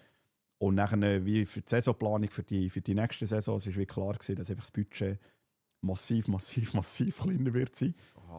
Und das war schon eine grosse Challenge gewesen. Also wir konnten es dann wie 2 Jahre haben. Dann ist die ganze Corona-Geschichte gekommen, wo dann die Saison auch angepasst wurde. Also es war dann wie verkürzt gewesen. Irgendwann ist die Gruppe noch gesplittet worden. Dann hast du noch so eine Abstiegsrunde gehabt, hast viel weniger Spiele gehabt. Und das war dann die Zeit gewesen, wo wir dann mit Köniz abgestiegen sind. Okay. In die erste Liga. Und das war schon wie so ein bisschen die schwierigste Phase gewesen, weil wenn du einen Abstieg oder wenn du so Veränderungen hast, auch in Sachen Budget, ist natürlich immer die Frage, wie kannst du das haben, wie geht das überhaupt weiter? Und ja, mittlerweile spielen sie ja noch Zweitliga Inter. Und Okay. ja, sie sind das jetzt schon am Auffahren und wieder am Aufbauen, aber das braucht einfach extrem viel Zeit. Und ja, ich hoffe schon, dass sie irgendwann wieder möglichst können in der Erstliga spielen können. Ja. Wie ist in dieser Phase gelaufen, wo der Geldgeber noch war? Ist gut gelaufen oder ist dort schon ein bisschen... Ja, dort sind natürlich viele Spieler gesehen, eben auch ehemalige Spieler, so Carlos Varela, Jean-Michel Chuga. Carlos Varela war dort. Ja, der ist ein Zeitchen bei Königs gesehen. Ja. Ah, schon? Promotion League-Zeiten. Sie haben ja auch wieder im Cup, im Schweizer Cup, haben sie ja GC haben sie mal geschlagen. Lausanne haben sie mal geschlagen. Also sie waren mal im Viertelfinale oder sogar im Halbfinale in der Schweizer Cup. Gut, das ist ja seitdem Jahr eigentlich nicht mehr speziell, das Unterklasse. Ja. Ja. Nein, krass. Nein, so war eigentlich Königs aufgestellt gewesen. Mhm. Und wo seid ihr dort tabellenmässig in dieser Phase, wo der andere sich entschieden hat? Oder wieso hat er sich... Ist der... Ja, also er hat klar gesagt, er wollte Profifußball. Also Aha, so hat er er hat das wollen, Ganze aha. aufbauen. Er wollte ein Stadion bauen in Königs. Okay. Und das ist dann aber nicht zustande gekommen, weil die Stadt, die Gemeinde dort nicht mitgemacht hat. Oder, ja, ich bin Das ist da immer nicht das involviert Hurenzeug mit gewesen, diesen so. Stadien. Und ja, und dann hat er einfach gemerkt, also sie waren in dieser Phase sogar erst gewesen. Aber dann war klar, sie kommen die Lizenz nicht über, weil sie das mit der Infrastruktur und so nicht erfüllen. Und dann hat er gesagt, ja, was soll ich da Jahr für Jahr so viel Geld investieren, Ja. wenn ich nicht den Schritt nicht machen kann in Profifußball. Und das war dann, glaube ich, so der Hauptgrund gewesen, warum das er. Also ist das eigentlich aufgehört hat. ist eigentlich fast, kann man sagen, daran gescheitert, dass es Es ist einfach die dass es ein Stadion abgelehnt worden ist. Ja, sie hatten die Infrastruktur nicht gehabt, für dass sie hätten Challenge Ja. League spielen. Aber Und, der andere hat es ja gezahlt. Ja, Und Ja. dann hat die Stadt eigentlich drin. So. ja, ich bin nicht Ja. in einem Gespräch gewesen, so, weil natürlich kann man nicht die eine Seite, was sie genau wollen und diese warum nicht und Mhm. an was es gescheitert ist, das kann ich nicht beurteilen. Aber ich weiß einfach, er wäre sicher bereit gewesen, dort in dieser Zeit Infrastrukturen so zweckzustellen, dass das Challenge League tauglich wäre und es aber Mega dann schade eigentlich. nicht zustande ist gekommen. Ja, sehr. Also, Weil du hättest dort eigentlich es wäre ja auch für dich wahrscheinlich geil geworden. So. Weil wenn du jetzt dann mit dieser Mannschaft hättest weitermachen können, weißt du schon nicht, was mit denen ja, er hat dazu mal sicher weitergefahren, wie es dann war. Er hat auch einen langjährigen Trainer gehabt, der früher auch geshootet hat. Bernhard Pulver, ich weiß nicht, ob er das etwas sagt, er war am Bibe im Goal gewesen. So Nazi-A-Zeit hat es damals noch geheissen. Ich glaube, das Okay. sagt ihr weniger. Ja, er war eigentlich jahrelang Trainer gewesen, er war auch angestellt gewesen in der Firma von ihm und ja, er hat natürlich dann auch gleichzeitig aufgehört gehabt. Und darum ist es dann wie für mich als Zweittrainer wie die Möglichkeit gewesen, Du dort die erste Mannschaft zu können, genau, wenigstens so die Erfahrungen können mitnehmen. genau. Aber eben, ja, aus so schwierigen Sachen ist auch, nimmst du eigentlich auch meistens sehr viel raus, auch wenn es nicht immer Ja, das ist, einfach ist, aber ja, du genau. musst dann andere Gespräche führen mit diesen Spielern. Genau. Und ich denke, das bringt dich wahrscheinlich auch führen, oder? Ja, die Phase ist sicher schwierig so. Aber ja, es ist halt oft so, dass wenn es gut läuft, dann lässt es einfach laufen. Und überlegst eigentlich gar nicht so, ja, warum läuft es jetzt so? Du einfach möglichst wenig verändern und lass sein, wie es ist. Und es läuft ja. Never change a winning Aber team. ja, wenn es halt eben nicht läuft oder wenn du schwierige Zeiten hast, ja, lernst du halt extrem viel, weil irgendwie musst du Wege finden, wieder rauszukommen. So. Also für mich ist es halt nie eine Option, einfach zu sagen, boah, nein, komm, schieß mich an oder mache ich nicht. Und ich sehe halt immer eine Challenge in diesen Aufgaben. Mhm. Und darum suchst du nach Lösungen und ja, logisch nimmst du das näher mit. Und die Erfahrung, ja, ich meine, auch in der Zeit, als ich das Grenken bei Trainer war, das war wie meine erste Aktivmannschaft. Ja, mittlerweile habe ich so viel erlebt und logisch, wenn ich zurückschaue, würde ich niemals mehr genau gleich alles entscheiden und schaffen wie damals. Aber genau so kommst du ja weiter. Und Du hast darum, die Erfahrung dann nicht gehabt, wo jetzt kannst du nicht ja, einfach viel weniger, ja, Ja. absolut. Und, die Infos nicht, die Inputs fangen, einen Trainer und Genau, so weiter. ja, Das richtig. ist das, was die vorwärts bringt. ja, richtig, genau. So, haben wir 1, 2 Fragen bekommen? Ich sehe nur einfach verpennt habe ich. Ist es nicht auch, um Trinkflaschen füllen? Material? Nicht mehr. Früher vielleicht, ich weiß nicht, ob du Trinkflaschen gefüllt hast. Ja, nein, es hat tatsächlich auch einen gegeben, der seit Jahren dabei ist. Wo Der ist Trinkflaschen füllt. verantwortlich für Getränke und eigentlich für die Schuhe. Also bei Okay. den Schuhen, der hat ein Sportgeschäft privat.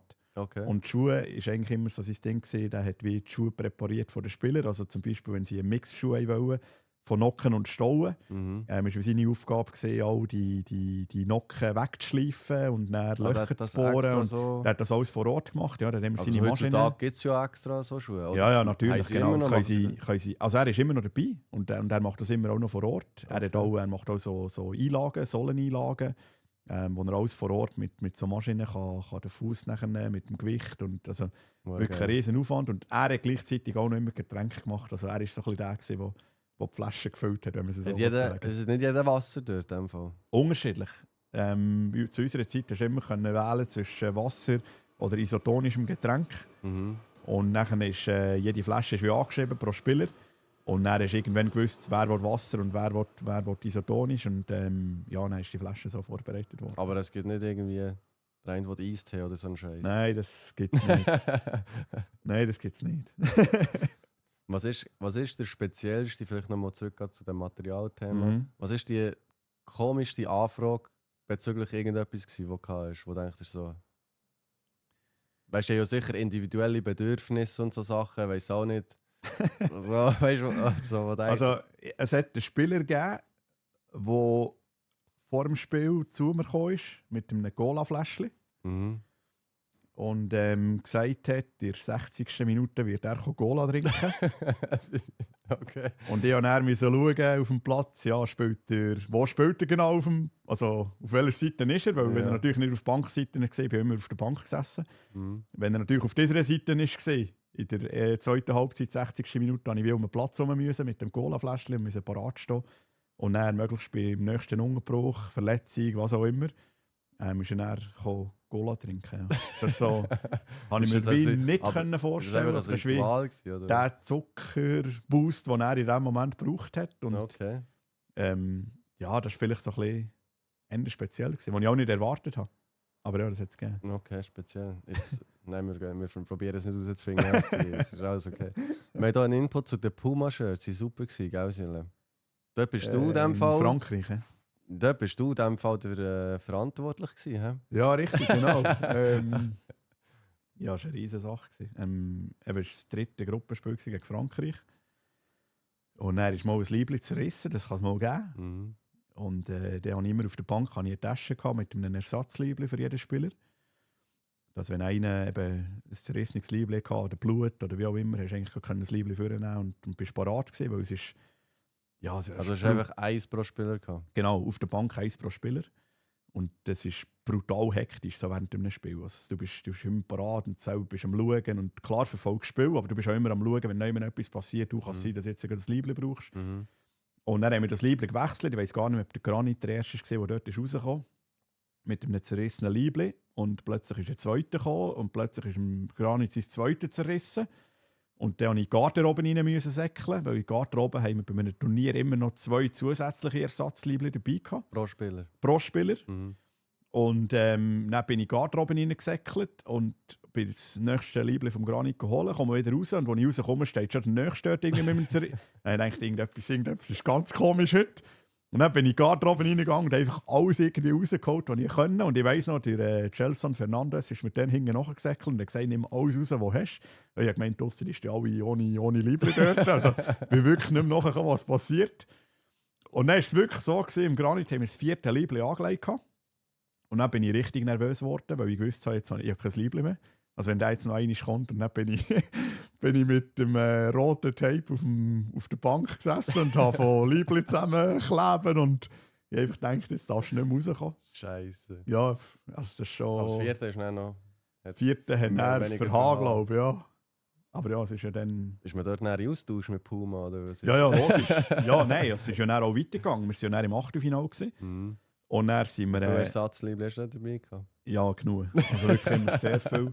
Es war auch immer so, dass immer ein Puma-Vertreter im Staff dabei war. Okay. Also der war auch immer dabei. Der hat auch geschwitzt. Und der hat richtig geschwitzt. Der hat natürlich auch gewusst, was passiert so nach dem Spiel mit den ganzen Anfragen und was ist los. Und natürlich eine riesen Story.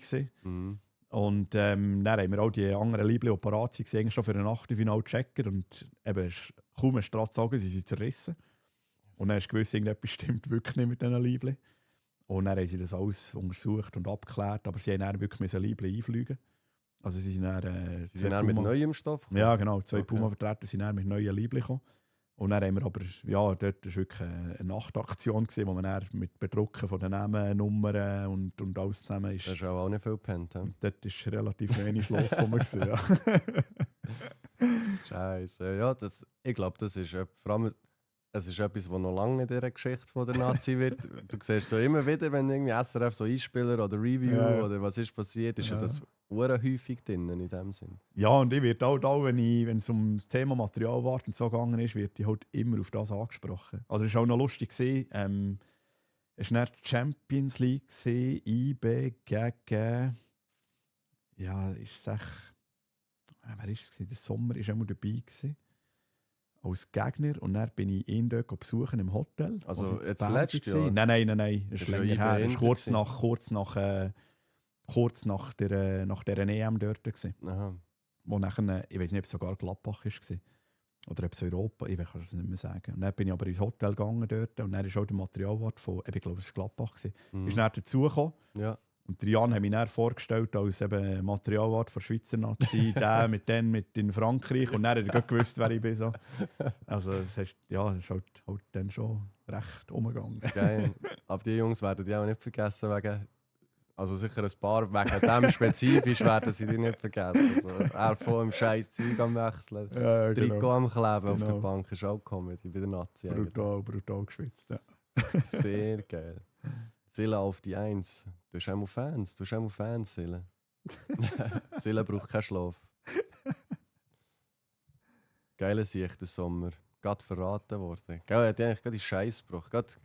Das ist der die schuld ist wegen der Liebli. Einfach so, weißt, das ist der. Silla Schweizer Nationalmannschaftsgeschichte. Ja, wirklich. Also er war auch mal dabei gewesen. So geschrieben hat es ein Puma in dem Sinn, aber du bist auch mal dabei gewesen an der Front.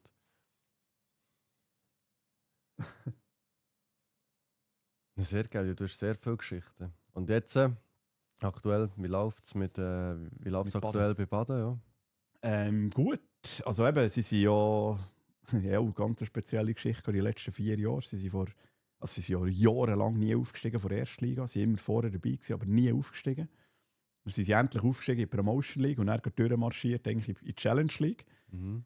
Sie sind nachher aber von der Challenge League wieder abgestiegen in die Promotion League und jetzt letzte Saison direkt wieder ab in die erste Liga und sind jetzt eigentlich wieder dort, wo sie jahrelang gesehen sind und eigentlich lange raus wollen. Und jetzt ist natürlich das Ziel vom Verein auch, möglichst schnell wieder Richtung Promotion League zu gehen. Und jetzt haben wir sehr gut angefangen diese Saison. Wir haben nachher so eine schwierige Phase gehabt. Das Resultat nicht so gestimmt haben und haben jetzt aber die letzten 3 Spiele gestern auch wieder gewonnen. Und sind jetzt im Moment auf dem 2. Platz und sind jetzt wieder in der Spur. Und wie gesagt, es ist super spannend und ja, ich finde, die Mannschaft hat eine riesige Qualität. Und es ist cool, auch eben, mit diesen Jungs zusammen zu arbeiten, mit dem ganzen Trainerteam zu arbeiten. Mhm. Und kann super viel lernen, ja. Weil es auch Spieler dabei hat, die gleich schon eine gewisse Erfahrung haben. Auch. Und der Austausch mit ihnen ist wirklich super. Ja. Sehr geil. Wer ist erst? Erst ist IF Juventus, die haben IF Juventus. 10 Spiele, 10 Siege. Ja. Ah ja. Ja, die haben eine Riesenmannschaft. Ja. Die sind noch in der Zeit, als ich mit Königs in der Promotion League Trainer war, war IF Juventus auch noch Promotion League. Okay. Die sind immer sehr ambitioniert, die haben auch sehr einen ambitionierten Präsident. Kommen die von Lugano irgendwie dort nicht mehr? Oder von wo kommen die? Ja, von Zürich. Von Zürich? Zürich, Juchhof. Da gibt es auch ein paar Vereine. Eben gestern haben wir dort gespielt gegen FC Kosova. Das ist auch im Juchhof zu Zürich. Wieso der Juventus eigentlich? Also Juventus, keine Ahnung, wie das verbindet man ja immer mit Italien, mit Turin natürlich. Ja, klar. Ja. Ich weiß nicht, wie die Geschichte zustande kam. Okay. Ich glaube, der Präsident Piero Bauer hat so ein bisschen italienische Wurzeln. Okay. Ich weiß nicht, ob es von dort herkommt. Kann ich wirklich nicht sagen. Okay. Auf jeden Fall schlägt er sie dann in der Rückrunde. Ja, Vorrunde 2-1 verloren. 2-1. 2-1 daheim verloren. Wie ja, viele Punkte hat er jetzt Rückstand? Auf IF Juventus? Ja. Boah, was sind das? Etwa 10 Punkte. Wie gesagt, die haben alles doch schon, gewonnen. ja, aber doch schon Wir gut. sind jetzt, glaube ich, bei 19 und sie sind auf 30. Ist so, ja, vom 2. Platz bis zum Mittelfeld ist sehr, sehr eng aus beieinander. Mhm. Aber sie sind vorne weg. Ja. Okay. Ja, du wünschst auf jeden Fall schon mal jetzt viel Glück für Drücker. Wie viele Spiele habt ihr noch vor? Genau, jetzt nächstes Wochenende ist eine Göpp-Qualifikation. In der ersten Liga spielst du ja 2 Göpp-Quali-Runden Ja. für den Schweizer Göpp von nächster Saison. Gegen? Spielen wir nächstes Wochenende gegen SV Schaffhausen. Die sind in der gleichen Liga wie wir. Die sind jung, habe ich gesehen. Die glaube ich, oder? sind unten, ja. Heisst aber nichts, falls Spieler Ja. von Baden jetzt zulassen. Heisst gar nichts, nicht. Jungs. Genau, und dann geht es in die Meisterschaft. Ich glaube, es sind noch 5 Runden bis zur Winterpause. Ja, Ja, das ist bei euch ist jetzt eigentlich Vollgas in dem Fall noch. noch voll drin. Möglichst verkürzen gegen vorne, hoffen, dass die von vorne mal noch etwas... Richtig. Es kann nicht sein, dass die ungeschlagen aus der Vorrunde gehen. Ja, und gell, Erstliga, wenn nachher alles durch ist, so hast du Aufstiegsspiel, wo alles bei 0 anfängt. Also es nützt dir nichts, wenn alle anfangen, Spiele das- gewinnst. Und in der Erstliga ist dann so wie Halbfinale, Finalspiel. Ah, Wo man schon? Aufstieg in die Promotion League. Ja, es sind dann, pro Gruppe sind die ersten 2 fix in ein Aufstiegsspiel. Und die 2 besseren Dritten von diesen 3 Gruppen sind auch in ein Aufstiegsspiel. Dann sind 8 Mannschaften, dann spielst du ein Viertelfinale. Ah. Plus ein Halbfinale. Und dann gibt es 2 Sieger in diesen Halbfinals und die steigen dann auf in die Promotion League. Also Das habe ich gar nicht du musst, gar nicht gewusst. erst oder zweit bist du sicher in den Aufstiegsspiel. Und eben, gell, es hat schon viele Beispiele gegeben. Du bist, in der Meisterschaft bist du top gewesen, vorweg, gewinnst alles und dann kommen die Aufstiegsspiele, dann hast du eine scheisse Woche. Ja, Und dann ist alles vorbei, dann ist alles für nichts gewesen, das ist klar, krass. Aber ja, das seid ihr eigentlich wirklich auf sehr gutem Weg. Gut, eben, wenn es gegen hinten eng wird, dann musst du natürlich schon noch Gas geben. gell. Ja, natürlich. Aber das seid ihr ja wirklich Aber auf auf sehr Kurs, gutem ja. Weg. Ja. Auf Kurs, ja. Ja, super. Ja, ja. Viel Erfolg mit Baden wünsche dir den Funky. Den Funky kennst du auch sicher. Danke, den Funky kennen. Ja, ja. Da habe ich mir im Vorfeld geschrieben, ich soll ihm dann einen Gruß sagen. Das mache ich dann jetzt an dieser Stelle. Ihm? Liebe Grüße an Funky. Ja, für uns gehört. Das ist der einzige Part von dem Podcast, den wir dir widmen. Wir gehen weiter. Juhu. Also Leute, wenn ihr live im Chat dabei seid, die Chancen sind gross, dass ihr gegrüßt werdet. Genau. Nein, sehr cool. Und hier an Grenken, bei Junioren ist das Wacker? Wacker gewesen? Grenken Das gewesen. war Wacker Grenken. gewesen, Ja, richtig. Wie erinnerst du dich zurück da an die Zeit in Grenken? Ja, super Zeit gewesen. Also, ja, es ist so... Damals für mich so eben B-Junioren, so Gocki-League hat es damals noch geheißen. Eigentlich so die Junior ersten League. Halberwachsenen. So das erste Mal, als ich das Gefühl hatte, wow, geil, jetzt geht es um etwas so. Ja. Nein, also ich muss sagen, es war wirklich eine coole Zeit gewesen. Ich glaube, wir haben so als Gruppe dann auch sehr, sehr gut gehabt. Sie waren auch einigermaßen erfolgreich gewesen. Mhm. Hat er dann Gockeli gewonnen? Machst du dir Sinn? Nein, gewonnen nicht. Gewonnen Wir nicht. waren, glaube ich, näher dran gewesen und recht vorne auch dabei. Und ja, ich glaube, zu dieser Zeit war es schon auch recht erfolgreich gewesen, weil mittlerweile so die Solothurner Mannschaften halt so verglichen mit den Basler und Aargauer bist du da in der Gruppe. Das siehst du auch bei den aktiven Zweitliga Inter, bist halt immer so ein bisschen Underdog und so ein bisschen Aussenseiter, aber wir hatten dann wirklich eine coole Zeit gehabt. Und ja, man mich auch an die Spieler erinnern, wie die Zeit war. Und ja, nein, ich muss sagen, es ist cool, auch wenn man sich jetzt sieht und so. Und ja, bist im Austausch und Ja. redest zwischen ein bisschen über die Zeit. Und, Ja, und die verfolgen ja auch ein bisschen was. Also die meisten verfolgen ja auch, was du machst, oder? Du machst jetzt in dem Bereich, wo sie als Hobby mit sehr viel Leidenschaft machen, gehst du beruflich rein. Und das ist natürlich Genau. schon immer etwas, wo man auch, ja, wo man sich viel Respekt sicher auch erntet und wo die Leute sicher auch zu dir raufschauen. Und der eine oder andere, gestern hat mir schon, oder wenn es am Dienstag, ich weiß nicht, der Fabri hat mir schon mit Stolz gesagt, ja, jetzt auch erst ein Trainerdiplom gemacht. Und so. Und er so, also er hat auch am Gas gegeben. Und die Trainer sagen, es ist halt wirklich etwas, ich glaube, man muss sich zuerst ein bisschen reinfinden. Ich könnte es jetzt noch nicht so richtig so. Ich fühle mich nicht einmal irgendwie in einer Captain-Rolle ganz wohl, so, weil ich manchmal denke, ich bin so ja noch auf dem Platz und ich bin auch nicht der viel schnurrt. Aber ich denke, wenn du von der Seite auch wirklich so voll dabei bist und die Plan hast und mit allen Emotionen dabei bist und die Jungs kannst mitreißen, ich glaube, der Trainer kann schon recht eine geile Geschichte sein. ja, absolut, Was ist jetzt, ja. wenn du jetzt so ein bisschen vergleichst mit, also was ist jetzt die höchste Liga gewesen, wo du Assistenztrainer gewesen bist? Oder ist es oder das höchste Niveau? Das ist noch, ich weiß, ist noch schwierig Also nein, zu sagen. Trainer sicher Promotion League. Promotion League. Promotion League mit Königs war sicher das höchste gewesen. Im Nachwuchsspitzenfußball jetzt bei Thun mit der U19. Mhm. Als Assistent bin ich eine Saison bei Thun in U18 gewesen, plus so ein bisschen U21 ja, so ein bisschen Videoanalyse-mässig unterwegs gewesen, so lange in der Zeit, als ich auch U18-Assistent war. Mhm. Und nachher eben 2 Jahre als Haupttrainer in U19. Das sind sicher so im Moment so die höchsten Ja, aber du Niveaus hast ja gewesen. schon viele Orte reingesehen. Was würdest du sagen, was ist so, jetzt, was Training angeht oder auch oder vielleicht mehr, wenn man jetzt noch vielleicht jungen Spieler etwas kann mitgeben kann, was ist so ein bisschen, woran erkennst du ein bisschen jetzt in den jungen Jahren, der Spieler hat das Potenzial also jetzt nicht rein vom Talent, man weiß eigentlich, das ist nicht alles Talent. Also sehr viel nicht alles. Wenn der Talent hat, das ist vielleicht so, wenn der Trainer das sieht, das ist vielleicht 20%. Okay, er hat Talent mal grundsätzlich. Ja. Aber das Talent allein, gerade in der Schweiz, Ja. lenkt das ja meistens nie. Ja. Du musst ein riesen Mindset haben. Ja. Vor allem in der Schweiz hast du ja noch so viele Optionen. Du kannst auch das KV machen bei uns. Oder wo vielleicht in Brasilien die Möglichkeit nicht hast. Oder wo jeder Ja, Jugendlich Vollgas auf dem Platz Ja, gibt. richtig. Was würdest du sagen, was ist so das Wichtigste für einen Jungen? Dass er sich kann zeigen kann, dass man ihn vielleicht aufnimmt, dass er mal in ein U-Training aufgenommen könnte werden oder so. Also in so ganz jungen Jahren ist sicher ja, möglichst frei zu spielen. So, das ist auch immer das, was ich sage, bei den Trainern, ja, lassen sie wirklich machen. Also sie sollen einfach shooten, sie sollen einfach so wie sie. Das ist ja das, was heute ein bisschen verloren geht. Oder? So, dass einfach ein bisschen zusammen mit Kollegen irgendwo auf einem Platz ein bisschen shooten. Das ist eigentlich das beste Training, das du machen kannst. So völlig frei, ohne ja, wer schaut und was sagt mir der nachher und so. Einfach völlig frei spielen. Ich finde, dort lernst du am meisten und das nimmst du nachher auch mit für die Zukunft. Und das, was du vorhin gesagt hast, eben, das mit dem Talent, dann bringst du ein gewisses Talent mit. Und ich sage, ja, bis zu einem gewissen Alter kannst du dich mit dem auch recht weit durchschlagen und durchsetzen. Und dann kommst du aber eben so richtig U17, U19, U21 und dann halt wirklich richtig Profifußball, richtig Spitze. Ja, und dann kommen sehr viele Faktoren dazu. Und vorhin hast du gesagt, ja, gutes Mindset, das ist schon ja, das ist brutal wichtig. Also, und das Mindset hängt auch viel mit dem Umfeld zusammen. Also welche Leute hast du um dich herum? So, ich finde es immer cool, wenn Kollegen oder Eltern auf der Tribüne sind und die Jungs die Modis unterstützen und pushen.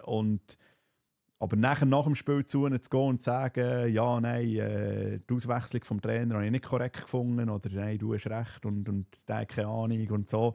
Das ist dann immer so ein bisschen die Frage, wo ich es jetzt einfach gut habe mit meinem Sohn oder mit meinem Kollegen etc., für dass er zufrieden ist.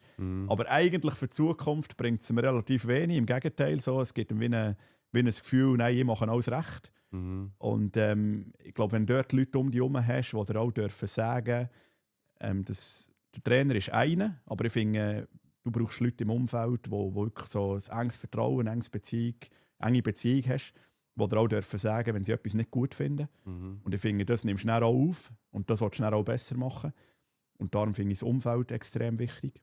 Für das Mindset kannst du entwickeln. Dass du nicht alle sagen, du bist der Beste. Und ja, so. Richtig. Also das ist einfach nicht die Realität. Und selbst wenn du mit 17, 19 der Beste bist, irgendwo in einer Mannschaft, dann bist du der Beste vielleicht in dieser Mannschaft, aber verglichen, ja, ich sage jetzt in der ganzen Schweiz oder ja, wenn du weitergehst, auch ins Ausland, so, bist du vielleicht gleich nicht so gut wie andere. Und damit du auch als Beste, sage ich jetzt mal, von einer Mannschaft noch weiterkommst, musst du einfach andere Ansprüche haben. Ja, auch ein bisschen auf dem Boden bleiben, so mäßig. Ja, logisch. Also ich habe natürlich auch schon viel gesehen, Junge, die ich war damals mal bei Biel, wir haben Leute gesehen bei IB, die heute auch nichts sind, so, aber die sind dann schon teilweise rumgelaufen, als wären sie irgendwie die Superstars, oder? Das von der U15, U16 von Ja, an. genau. Und ich denke, dort scheitert es schon viel. Und wenn du natürlich humble bleibst, sagt man so schön, und einfach auf dem Boden bleibst und reflektierst. Und eben, dort wirst du natürlich in sehr jungen Jahren schon gefordert, eigentlich recht erwachsene Sachen zu denken so, und recht reflektierend zu denken. Und eben, wenn du halt eben nur so Leute um dich herum hast, die dir sagen, wow, du bist der Krasseste, dass du selber sagst, hey, nein, alles gut. Und ja, so in die Richtung nehme ich jetzt mal an, Mensch. Ja, absolut. Also eben, das ist, ich weiss, als 14, 15, 16-Jähriger so denkst du eigentlich gar nicht so weit. Und leider ist es so, dass wenn du heute gehst, ein Spiel schauen von einer U15 oder U16 und irgendwo siehst, wow, das ist der Beste. Ja, ist es leider dann auch oft so, dass genau das nicht ist, was es packt, weil er halt in dem Moment der Beste ist und jeder sagt ihm und er weiß es und eben hört es noch jedes Mal und kommt dann so eine gewisse Bequemlichkeit, aber einer, der immer muss fighten, für dass er vielleicht überhaupt noch dabei bleiben und oder dass er spielt, das sind die so eine Willen entwickeln, die dann später genau das bringen, was es eben braucht. Und ich weiss, mit 15, 16 ist es schwierig, so die Leute oder die Person zu finden, die einfach nur an deiner Seite steht und eben auch mal sagt, wenn etwas nicht schlecht ist. So, weil, du denkst halt einfach nicht so weit, aber darum, wenn ich das jemandem mitgeben kann, schaut wirklich, was die für Leute im Umfeld haben. So, es braucht so die Kollegen und die Freizeit und das braucht es alles. Aber es braucht, glaube ich, wirklich auch Leute um dich herum, die dir sagen, was kannst du besser machen und es dann auch annimmst. So. Definitiv, ja. Also eben die Message geht aus in dem Sinn, bleibt auf dem Boden am besten. Nicht irgendwie zum sagen, tut nicht so abgehoben, weil das sowieso schon nicht so beliebt ist. Sondern für euch selber, dass ihr euch immer noch weiterentwickeln könnt. Und ich sage mal an Eltern und so und Kollegen von Leuten, die gut unterwegs sind, dass man die nicht zu fest aufs höhere Ross drückt, dass sie auch ihnen zu lieben, wirklich einfach ihnen zu lieben in dem Sinne. Und so, denkst du, kommst du am weitesten. Absolut, ja. Sehe ich so. Sehr cool. Und wir haben Bienenangriff Nummer 2 nebenbei. Ich verstehe nicht, warum die Nomen sind. Jetzt hast du keinen Pulli mehr. Jetzt habe ich nur noch ein Küsschen dort. Aber wir lösen jetzt mal. Ich glaube, es tut jetzt gerade niemandem etwas zu leid. Ich suche auch nur die Wärme. Nein, sehr, sehr, sehr, sehr geile Storys, die du natürlich hier schon erlebt hast. Als Fußballfan sind das Sachen, wo man teilweise auch davon geträumt hat, dort mit dabei zu sein. Was ist das, was dir wirklich, außer dem Trikot, wo ja immer daran erinnert wirst, wenn dich jemand sieht? Was ist noch sonst etwas, wo nie wirst vergessen in deiner Funktion, ob es jetzt als Trainer oder als Materialwart oder als...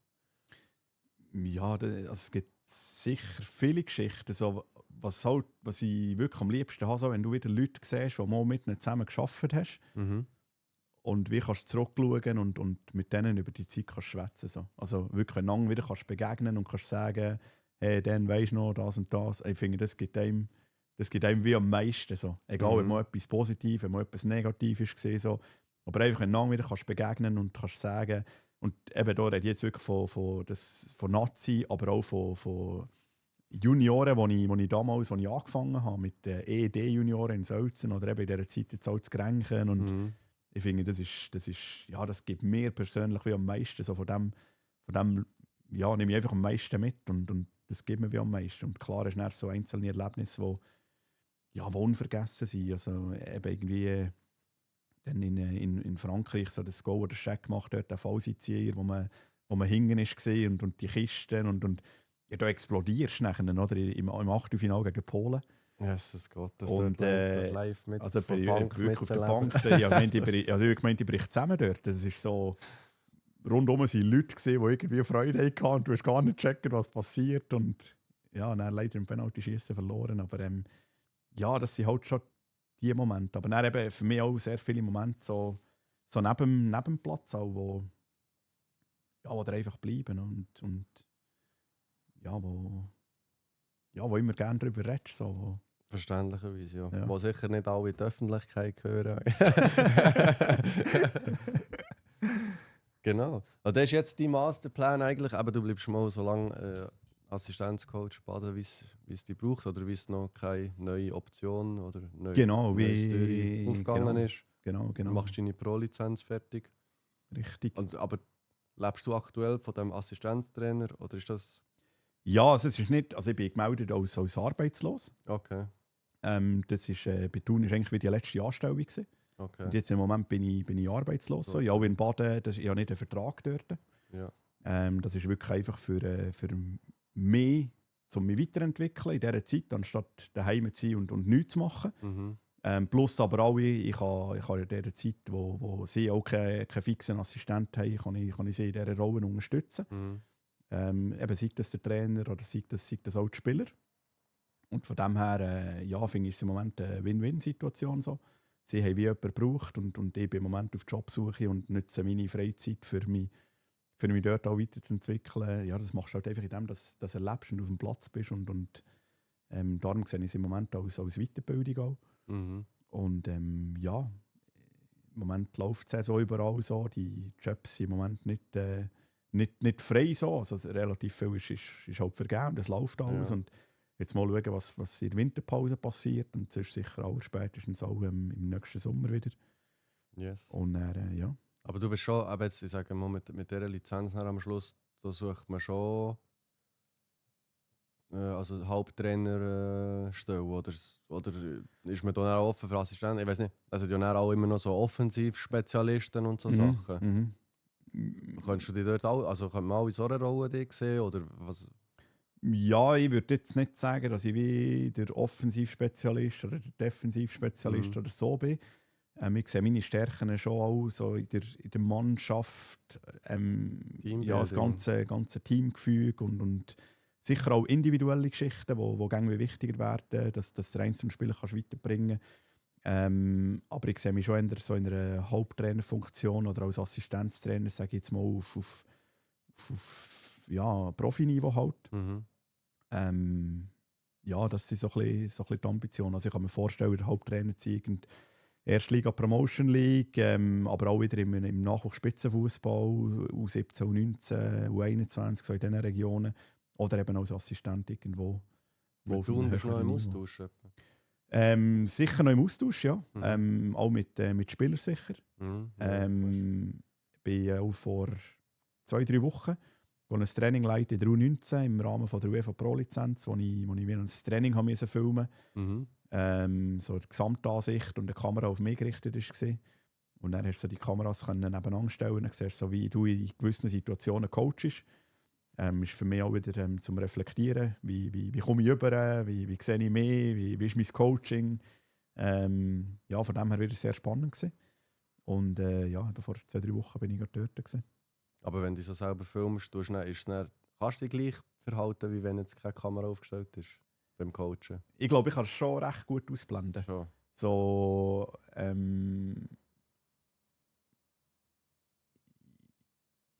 ja, wie soll ich das sagen? Wir stören Kameras nicht mehr. In dem Sinn, weißt du? Also, nur damit es die erst gehabt. Ja, nein, aber du hast. Ich finde es einfach überhaupt nicht mehr authentisch, wenn du immer im Kopf hast, oh, jetzt ist noch gerade eine Kamera auf mich gerichtet und jetzt muss ich gerade aufpassen, wie ich mich verhalte. Und, also, der ist ja nicht das, was du eigentlich machst, ist wie ein Schauspiel. So. Aber es also, ist schon nicht mehr das, was du eigentlich willst machen. Ja. Völlig. Ja. Und also gerade im Fußball sowieso, wenn du als Trainer das Gefühl hast, ich kann ein Schauspieler sein, also keine Chance. Also der Spieler merkt sofort, wie bist du zu ihm. So. Ja. Und wenn du versuchst, eine Rolle zu spielen, hast du einfach keine Chance. Und darum muss ich keine Rolle auf dem Platz spielen vor den Spielern, vor irgendwelchen Leuten oder eben, wenn jetzt eine Kamera auf mich gerichtet ist, muss ich nicht eine Rolle spielen. So, ich bin einfach wie ich bin. Und die die Bilder sehen, kann immer noch sagen, ja, der Typ finde ich super und das und das macht er gut oder das und das macht er scheiße oder ich finde den Typ scheiße. Also ja, das ist... Kann jeder aufnehmen, wie er will. Als Trainer sowieso. Also, du wirst nie bei allen beliebt sein. So. Und dann gibt es immer verschiedene Gründe, warum du nicht beliebt bist. Und der eine meint, es ist nicht, weil du gewisse Sachen erlebst. Beim anderen findet ich einfach grundsätzlich scheiße, weil er auch scheiße findet. Nein, das ist so unterschiedlich. Darum finde ich immer...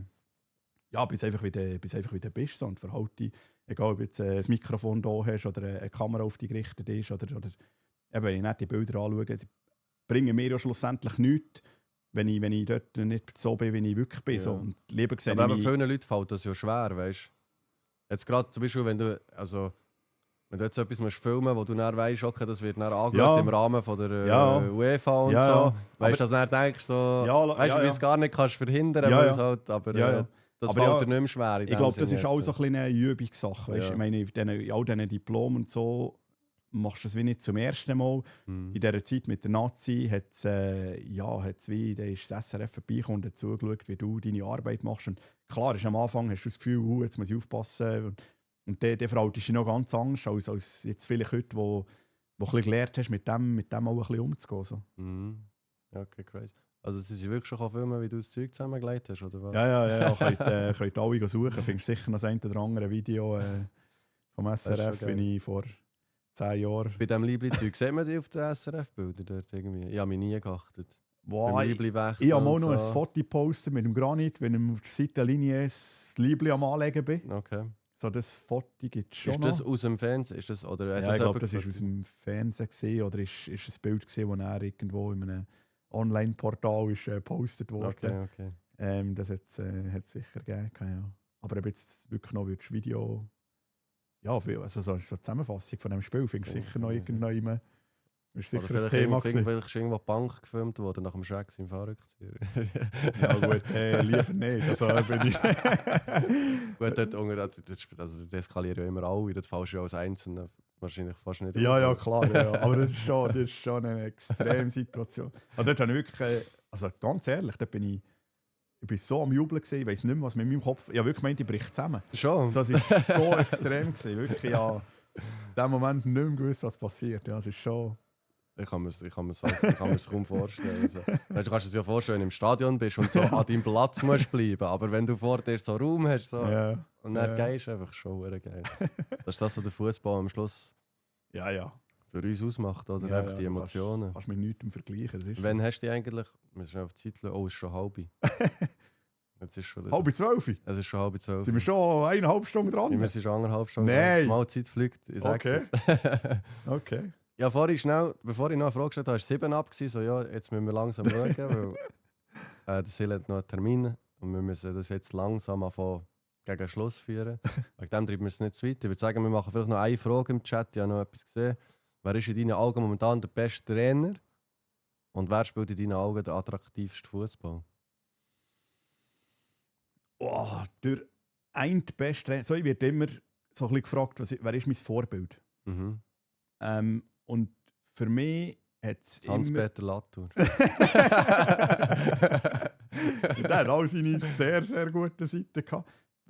Ganz eine kurze Anekdote. Vor ein paar Jahren habe ich mal so einen Vortrag gesehen von ihm, wo er erzählt hat aus der Zeit von Thun, Mhm. aber auch über sein neues Hobby so, als Fotograf. Ja, Ja, genau. So eine geile Sieg. Und es ist überragend. Also, ich hätte dem, also nach einer Stunde war er fertig gewesen, ich hätte dem 5-6 Stunden ohne Probleme zuhören. Ich liebe den Typ. Das Der ist so spannend und ich so glaube authentisch. Ja, völlig. Und ich glaube, genauso hat er auch mit den Spielern gearbeitet. Und von dem her ist er dort sicher auch ein Vorbild.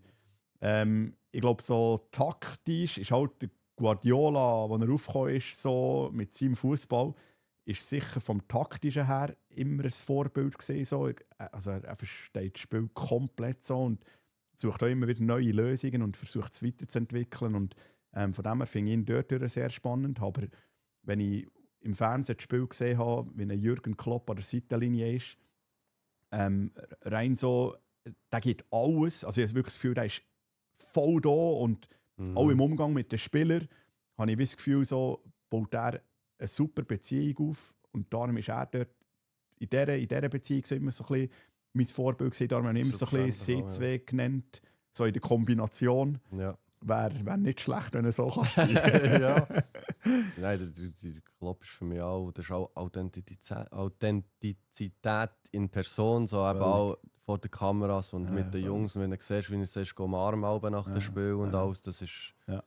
Ich denke, das sind zwei sehr gute, aber es sind natürlich auch zwei Trainer, die absolute Weltspitzen sind. Ja. Von dem her verstehe Nein, ich völlig. Und wer spielt der attraktivste Fußball? Ja, ist klar, jetzt kann ich irgendeinen Verein nennen und dann sagt jeder, wo also wenn ich jetzt würde sagen, Barcelona würde die Hater sitzen von Real sofort verschreiben. ja, normal. Nein, ja, die Schweizer Nazi. Ja, gut. Die Schweizer Nazi spielt der attraktivste Fußball im Moment.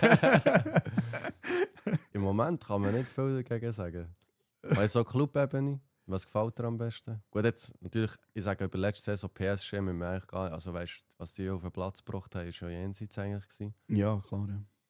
Aber was ist vielleicht, oder für die Attraktivität ist ja noch mal etwas anderes als jetzt für uns, weil du schaust schon wahrscheinlich den Fußball inzwischen ganz anders als wir. Was hast du jetzt in den letzten, sage ich mal, 2-3 Monaten, was hast du am spannendsten gefunden? Also oft gibt es ja so Diskussionen im Spielaufbau. Mhm. Die Ball nur vorhauen und dann so auf zweite Ball spekulieren, so, das ist wie weniger attraktiv. Mhm. Viel attraktiver ist das Kurzpassspiel, den Gegner locken, sie kommen mit möglichst vielen Leuten. mit Kurzpass und guter Raumbesetzung so, überspielst die erste, zweite Linie so und dann kannst du mit Tempo auf die letzte Linie gehen. Ja, sicher ist das sehr attraktiv zum Spielen. Ist natürlich auch mit Risiko verbunden. Ich sage, Ich sage das schon, wir probieren das auch bei der 5. Liga. Und es ist fucking. Es ist einfach scheiß gefährlich. Es ist einfach, ja. Aber wenn du natürlich Spieler hast, die technisch fähig sind, Genau, dann kannst du das machen. es ist schon sehr abhängig, du als Trainer kannst wie deine Spielidee haben. Und der Fußball ist so komplex, es gibt so viele verschiedene Möglichkeiten. Ja. Und du musst wie von dem, wo du überzeugt bist, mitbringen, reinbringen und dann aber auch adaptieren auf deine Spieler. Also wenn du Spieler zur Verfügung hast, wo das einfach wie nicht funktioniert, wo du gerne möchtest spielen, ja, dann kann ich noch lange sagen, wo mein Plan spielen, ja, es geht nicht. So. Mein Plan kann auch gut sein, aber es geht gleich nicht, weil ich nicht die Spieler habe, die ich dazu brauche, um diesen Plan umzusetzen. Ja. Also musst du dich als Trainer auch immer wieder sehr anpassen können. Ja. Würdest du zu United gehen, wenn du Lizenz hast? Ja gut, ich glaube in meiner Rolle sowieso, ja. Also logisch, wenn so eine Chance. Aber vielleicht noch Englischkurs oder ja, so. ich bin auch genau, das kommt dazu. Nein, ich bin schon sehr, sehr Du hast auch Bock realistisch. auf so eine Challenge. So. Also weißt du, das ist jetzt Also. das ist schon. Sie geben mir jetzt Zeit am Amorim so ein bisschen zum. Das ist jetzt, also der Start ist schon Genau, und ich lese. verheerender Start. Also weißt du, so, hätte ich wahrscheinlich irgendeinen anderen Verein, der nicht schon seit 8 Jahren Schon Scheiße lange, hockt, schon rausgeworfen, ja. oder? Aber Ja, du musst halt die ganze Geschichte von einem Verein oder von einer Mannschaft auch berücksichtigen. Und ich meine, du hast einen Trainer, weil du überzeugt bist von ihm. Und nachher, ja, ist halt schon, das kann sein, dass das am Anfang gut super funktioniert und harmoniert und alles perfekt und hast Resultat. Aber es kann auch sein, dass der Trainer wieder Zeit braucht. Ja. Aber dann gibt es halt, ja, als Verein kannst du noch lange vom Trainer überzeugt sein, wenn der Druck da ist von den Fans, von den Medien, von der Öffentlichkeit, von den Sponsoren. Ja, und du musst etwas machen. Ja, jetzt, was tust du jetzt? Du tust jetzt 8 Spieler sagen, sie müssen nicht mehr kommen und zahlst sie noch und holst 8 neue und also das kannst du gar nicht zahlen. ja. Und dann ist halt immer, ich muss etwas machen und das mache ich. Ja, Trainer. Es ist am Schluss immer so. Ja, Es ist klar. am Schluss immer Ja, aber das weisst du auch, wenn du Trainer bist und in das Business gehst oder willst, weisst du auch, wie die Mechanismen sind. Und mit dem musst du auch umgehen, mit dem musst du zurechtkommen. Das ist. Ja, ich denke, das musst du fast, ja. Weil eben, du hast ja den Fußball jetzt erlebt die letzten 15 Jahre. Und das ist ja, also, oder noch mehr. 20 Jahre, sagen wir es mal so. Und das war ja immer schon so gewesen, eigentlich. Wenn es nicht gelaufen ist, ist der Trainer gewechselt worden. Und je nach Situation kann man vielleicht ein bisschen mehr Zeit geben und je nachdem halt vielleicht nicht. Ja. Ja, aber ich denke, das war ein sehr schöner Abschlusssatz gewesen, dass du für das bereit musst sein, wenn du Trainer werden willst. Und ich bedanke mich jetzt schon mal für die ganzen Geschichten, die du hier uns mitgegeben hast. Würde ich mir sicher sehr gerne im Nachhinein nochmal anhören. Danke dir vielmals. Und ja, von dem her viel Erfolg. Merci Wäre dir auch. natürlich schön, wenn die Lizenz hast und vielleicht etwas irgendjemand dazugekommen bist, wieder mal hier können haben. Vielleicht ist das Interesse noch grösser seitens Zuschauerschaft. Aber freut mich sehr und ich wünsche dir nur das Beste für die Zukunft. Merci vielmals, dir auch. Euch auch daheim. Dankeschön. Das war es vom heutigen Podcast, meine Damen und Herren. Silvan Rudolf, ihr dürft ihn sehr gerne auf meiner Insta-Story verlinkt. Geht ihm verfolgen, was er in den nächsten Jahren macht. Wenn ihr die Spieler fragt, für die er trainiert, kann ich sagen, er hat Potenzial, Jungs. Der Muri wird auch nicht für immer bleiben. Wir wissen nicht, was mit dem Sille passiert. Stalken der Herrscher. Ja, bleibt dran. Merci vielmals, dass ihr alle live mit dabei gewesen. Merci vielmals an die es jetzt auf YouTube nachgeschaut haben. Wenn ihr Fragen habt, schreibt auch sehr gerne Kommentare in die Kommentarspalte. Je nachdem, wenn wir einen riesen Pack an Fragen haben, dann vielleicht sehen ja der Sille irgendwo mal einmal noch oder besuchen irgendwo und können die Fragen beantworten, was auch immer. Und sonst wünsche ich allen einen schönen Sonntag noch. Genießt das Wochenende, genießt den Rest. Und ja, der letzte Satz an die Zuschauerschaft überlasse ich dir. Deine Kamera ist dort zwischen den Monitoren. Zwischen den Monitoren? Ah, jetzt sehe ich sie nicht. Siehst du, ich habe nicht mal auf die Kamera geschaut. Jetzt weiss ich, wo die Kamera ist. Ja, nein, merci allen vielmals fürs Zuschauen, Zuhören und ja, allen alles Gute. Merci. Schönen Sonntag. Schönen Sonntag zusammen, merci.